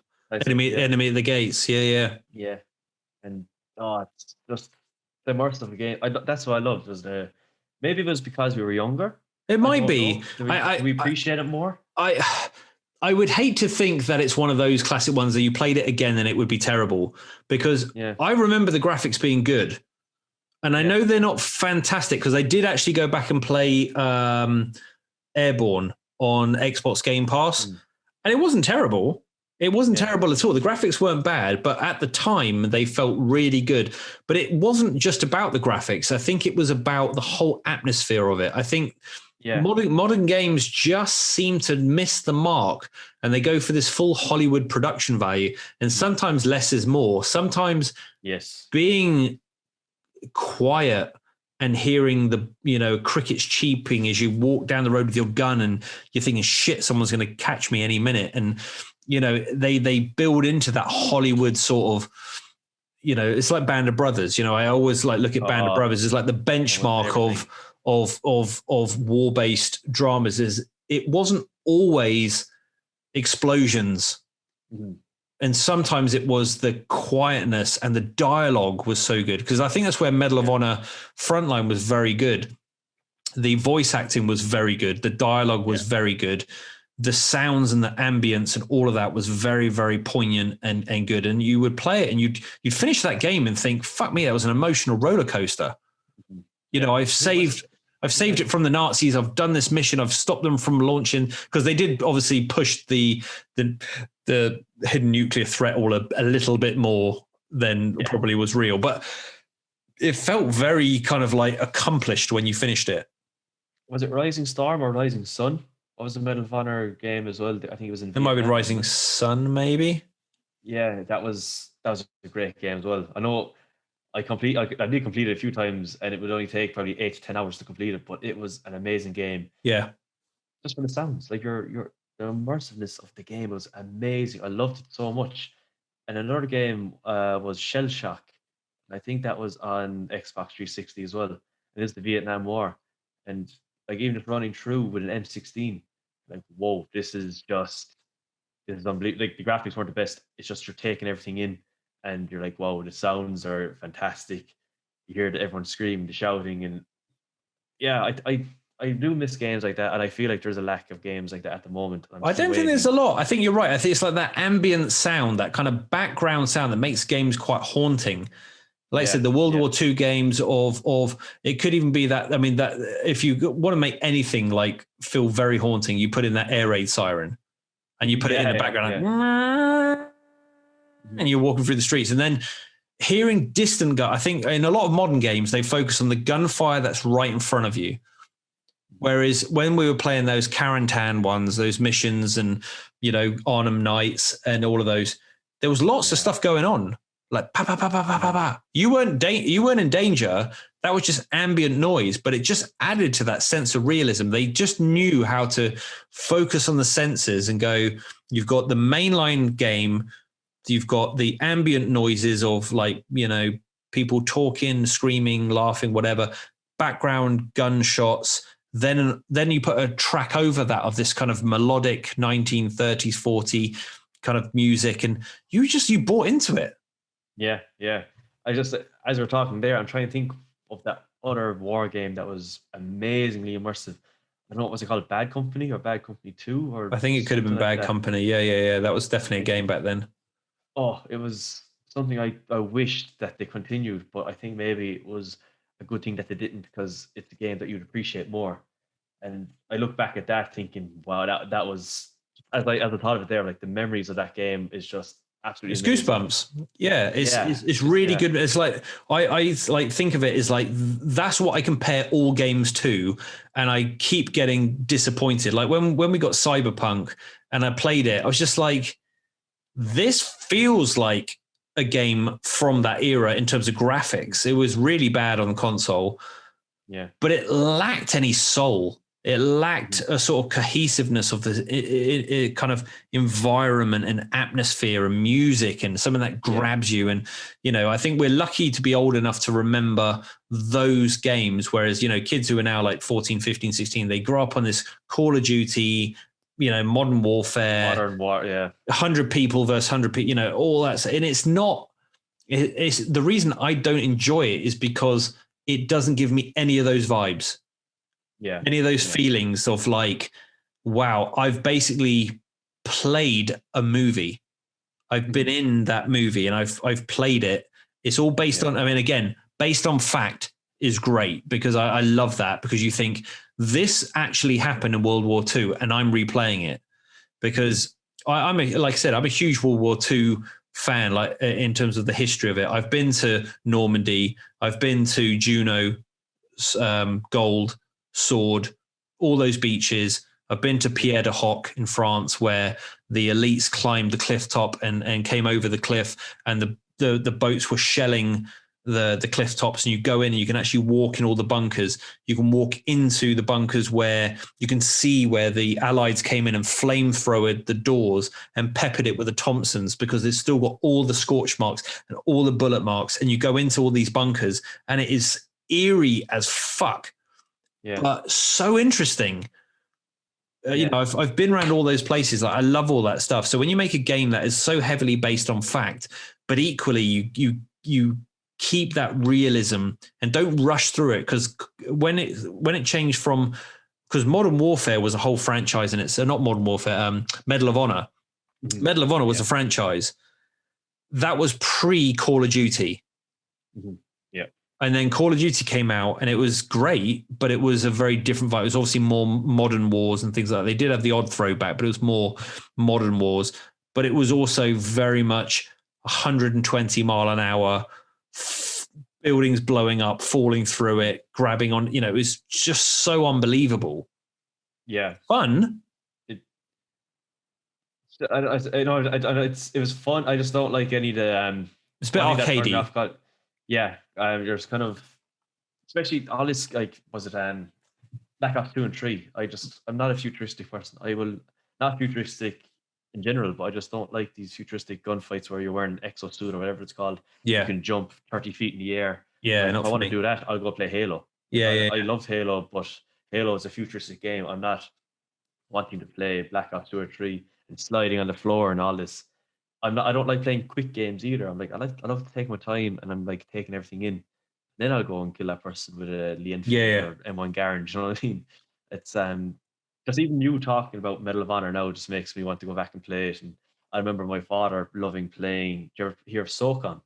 Yeah. Game where Navy SEALs. And you had the headset on, and you could talk. You could give commands. Yeah. And my father's a fanatic for like war games. So he still plays. I can't think at the moment. It's called Arma 1 now, but it used to be called Flashpoint. Yeah, a long time ago. And I built him a PC there a couple of weeks back. Sent it off to him with Arma installed, and I was like, "Dad, this is now Flashpoint." So he was playing it, and all the time I see he's playing it. He's playing it. Arma 1. He Arma loves 1. it. Dad, you're doing. Yeah, he's like, I've done this mission a million times, but he's like, I just love that it's old style games, and like he's 62, and he'd be playing the same missions all the time, and Nice. it's slow paced. He loves it. But yeah, just even like Medal of Honor, he used to be playing that as well. And now, even speaking about it, I would love to go back and play them games again. There was another game as well. There was another game that I used to love with a friend, because I used to love the ones where you would have to command a squad, but not too big, where it was really tactical, but just there was 4 of you. There's one called Desert Storm. Oh yeah. So you had the mechanic, you had the sniper, you had the guy that was kind of a jack of all trades, and then someone else. I can't remember what they did, like a technical expert. But you would run through these missions with 4 people, and you could go between the 4, or you could point to something, and that person would go off and cover you from above. So you'd send the sniper to the high ridge, he would come across and cover you from above, and you would do this, Desert Storm. Or you could play co-op with a friend. So then 2 of you would be playing and commanding the other 2. That was also a great game. I used to love the Desert Storms. We should go back and play them. We should. I think we should. We should have a retro gaming night and just play those old games. I wish we could just get those on like an OLED TV. They would look so bad. They would look. Oh man! And it might spoil it. It might spoil it. Yeah, you see every pixel and every, like, I'd always remember going back to the meme of, remember Harry Potter, you'd have Hagrid with the flat face. Yeah. 2-dimensional faces. But they were just good, and, in 20 years' time, the kids of today will probably say the same about, I remember when we could see that. And then in 20 years' time, you can actually feel it. You can actually go in and feel it and see it and do whatever. So it's great watching games evolve and where we've come from, because I'm going all the way back to Spectrum 48K back in the 80s, and it was just horrendous. But watching that program on Netflix where it shows you the evolution of gaming and where it's come from, it probably started a bit after the Spectrum, but it was very early kind of Sega, very early Nintendo, and it's been nice to see that come through and get all that kind of nostalgia and stuff. But I do think the modern gaming is lacking something. It's lacking a little bit of, like, it's all about the buck and doing these big kind of PvP sort of things like Apex Legends, give a free game and then sell the cosmetics and all that sort of stuff is like, it's nice to see. I think that's where PlayStation has a reputation of bringing out those types of games, of big story driven single player games, whether it's Days Gone, The Last of Us, Ghost of Tsushima. That although I'm an Xbox fan, it doesn't feel like that's their forte. That's what they're doing these days. So I do go on Game Pass and I do play old games like that. But anything coming out new is PlayStation. PlayStation are the only ones that are remotely bringing out those games that give you a lot of that emotion. So I can see why people prefer PlayStation over Xbox. Yeah, but I'm actually, it's funny enough, I am actually exactly like you in terms of Xbox. I'm a big Xbox fan. And all my friends, I know when I'm going to PC, all my friends are still PlayStation. They're PlayStation fanatics, Sony fanatics. I always grew up, my big thing was either Call of Duty 2 or Gears of War, because I used to be playing clan games. So I used to go into like tournaments, especially for Gears of War 1. But then my friends were still playing PlayStation. They still do today. They actually giving out to me today how I won't go onto PlayStation to play Rainbow Six with them. And I'm like, lads, once you go PC, you would never go back. Because you really don't. Even though those guys have better graphics card than me, they have an amazingly well-built PC. They use it for like YouTube, Netflix, and they play PlayStation. And I'm just like, lads, I don't know why. But like, at times I'll get them to come on to PUBG. And they'll enjoy it, but at the same time they don't, because the mouse and keyboard to them is a bit foreign. I'll always go back to Xbox, like Xbox would be my number one thing, to be the thing I grew up with, I suppose, most of my teenage years, until I suppose I started meeting women and drink. So that's when that kind of. I mean, it was definitely Halo. I think I was PlayStation for many years, all the way through PlayStation 1, 2, and then I think it was Halo that made me switch to the 360. And then I was pretty much Xbox from that point onwards. But I think then they lost their way. And, like I said, all the exclusives came on PlayStation. However, I've still bought the Xbox before the PS5. Some of it's down to stock issues, but a lot of it is because it's what I know. I've had the the 360, the Xbox One, the Xbox One S, the Xbox Scorpio, now the Xbox Series X. I just, it's my default console. I always get it. And I do love Game Pass. I love all the games that are on there and the old games and new games. But yeah, I just want to play the best games. I don't really care what console it's on. If it ends up that the best games in 2021, 22 are on the PS5, I will get a PS5 because I don't want to miss out. Yeah. I bought a really old PS4 and it's the best thing I did because I got to play games like The Last of Us 2, Ghost of Tsushima, Days Gone. I fucking love Days Gone. What a great game that was. And I would have missed out on those. So I'm not going to blindly hold onto a console because, I prefer it over the other. I want to play the games that I love playing regardless of what it's on. So like I'm playing a couple games on PC, which are on the Xbox store, but I've, for whatever reason, played them on PC rather than the console. And I've really enjoyed it. But I get what you say with your friends who don't like playing on PC because there is something different about putting your feet up and having a controller and almost getting into default controller mode and just chilling out. Because when you're on PC, it is quite like you got to concentrate on the buttons you're pressing. You can't kind of quite relax and PC game. Yeah, and it's probably easier to, let's say, turn on your PlayStation, get the game running, go to the party chat. Well, there you go. Where you might have issues with starting the game up on PC, even like running it, trying to get talking, even the skill level is just PlayStation and Xbox tends to be very leveling in the fact that you turn it on, it works. You turn it on, you're in the game, everyone's on the same level.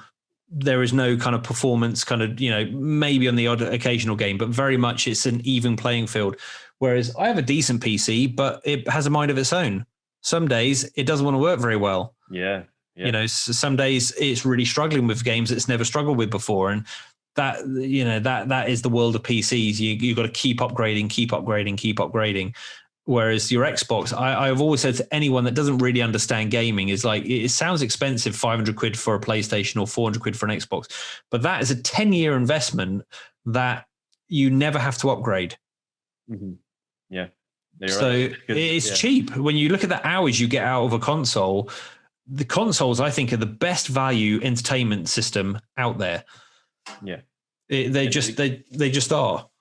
Yeah, and like even for myself, I know when I upgraded my screen, I'm like, right now I got to upgrade my graphics card because it's not able to ultra wide run on 3 monitors and the ultra wide exactly. Yeah, I can see that it strains my stream. I'm like, right, I can't stream the ultra wide fully because it's like as if the graphics card is getting bottlenecked. I'm like, what's going on?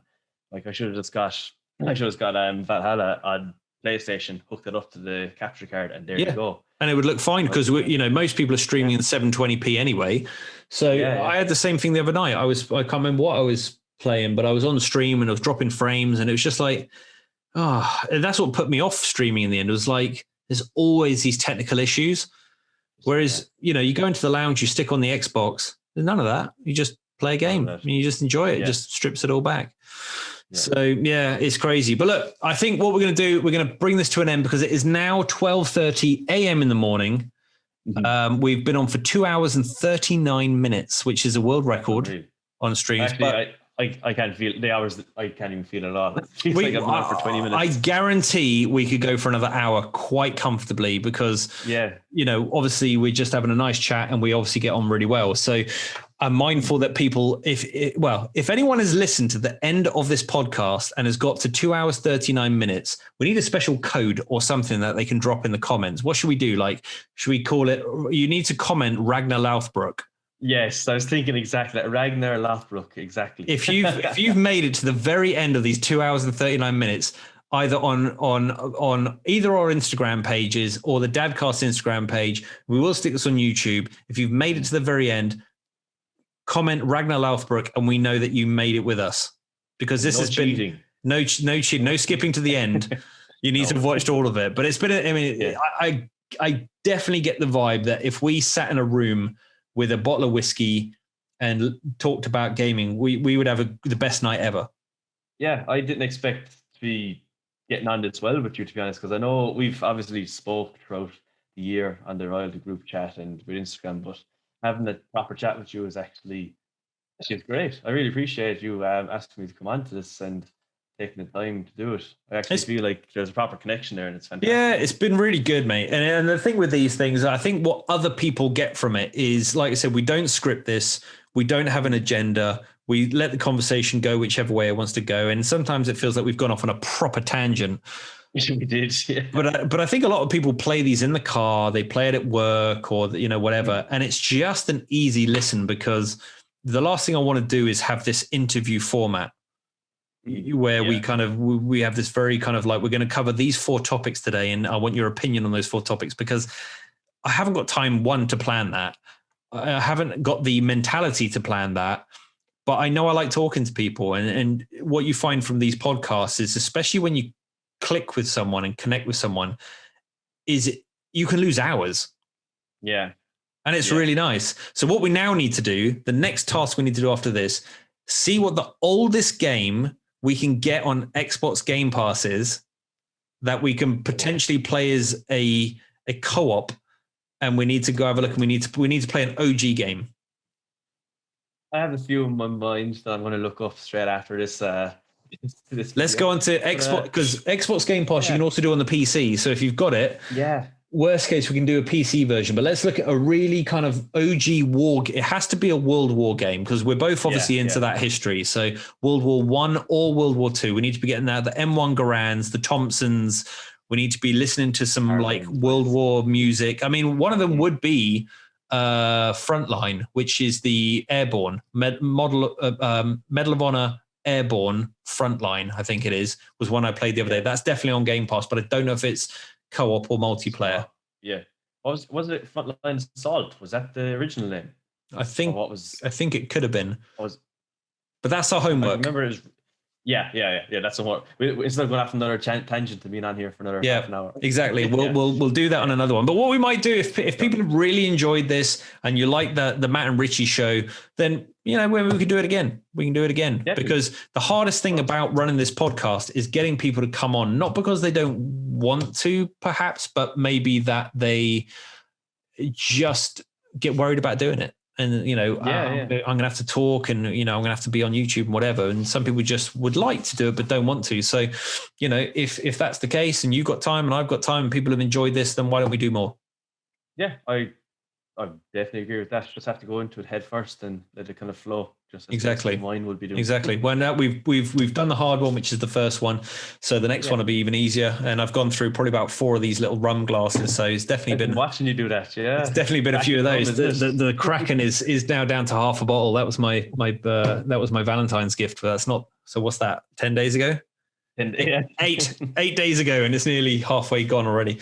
But no, thank you for coming on again. Thank you for everyone who's listened to this. If you have listened to the end and you have found the hidden word, the hidden code, pop it in there so we know that you're just as cool as us to listen to all of the stuff about World War II, Viking history, and all of that. It's been an absolute pleasure, Richie, to have you on. We definitely one day, when all of this fucking madness has subsided, have to, in some level, meet up, hang out, have a beer, have a whiskey, go camping, get all the gamers together, or do something. When you and your good lady want to come over to the UK, you're more than welcome to come and stay with us. And let's just have, see where it goes. But thank you so much for coming on. It's been an absolute pleasure. It's now, 20 to 1 in the morning. I've got work tomorrow. I'm sure you've got work to do in the morning. So thanks for coming on. Thanks for everyone that's listened. And we are going to call it here, and we'll see you on the next one. Take care. Bye-bye. Take care. So thank you all. That is a wrap. We'll be moving on to the next episode very soon. Once again, thank you for tuning into this podcast. You can follow me over on Spotify, Apple Podcasts, or Google Podcasts. Every follow and listen is very much appreciated. Thank you all, and I hope to speak to you very soon on this podcast. And I hope you've enjoyed today's show.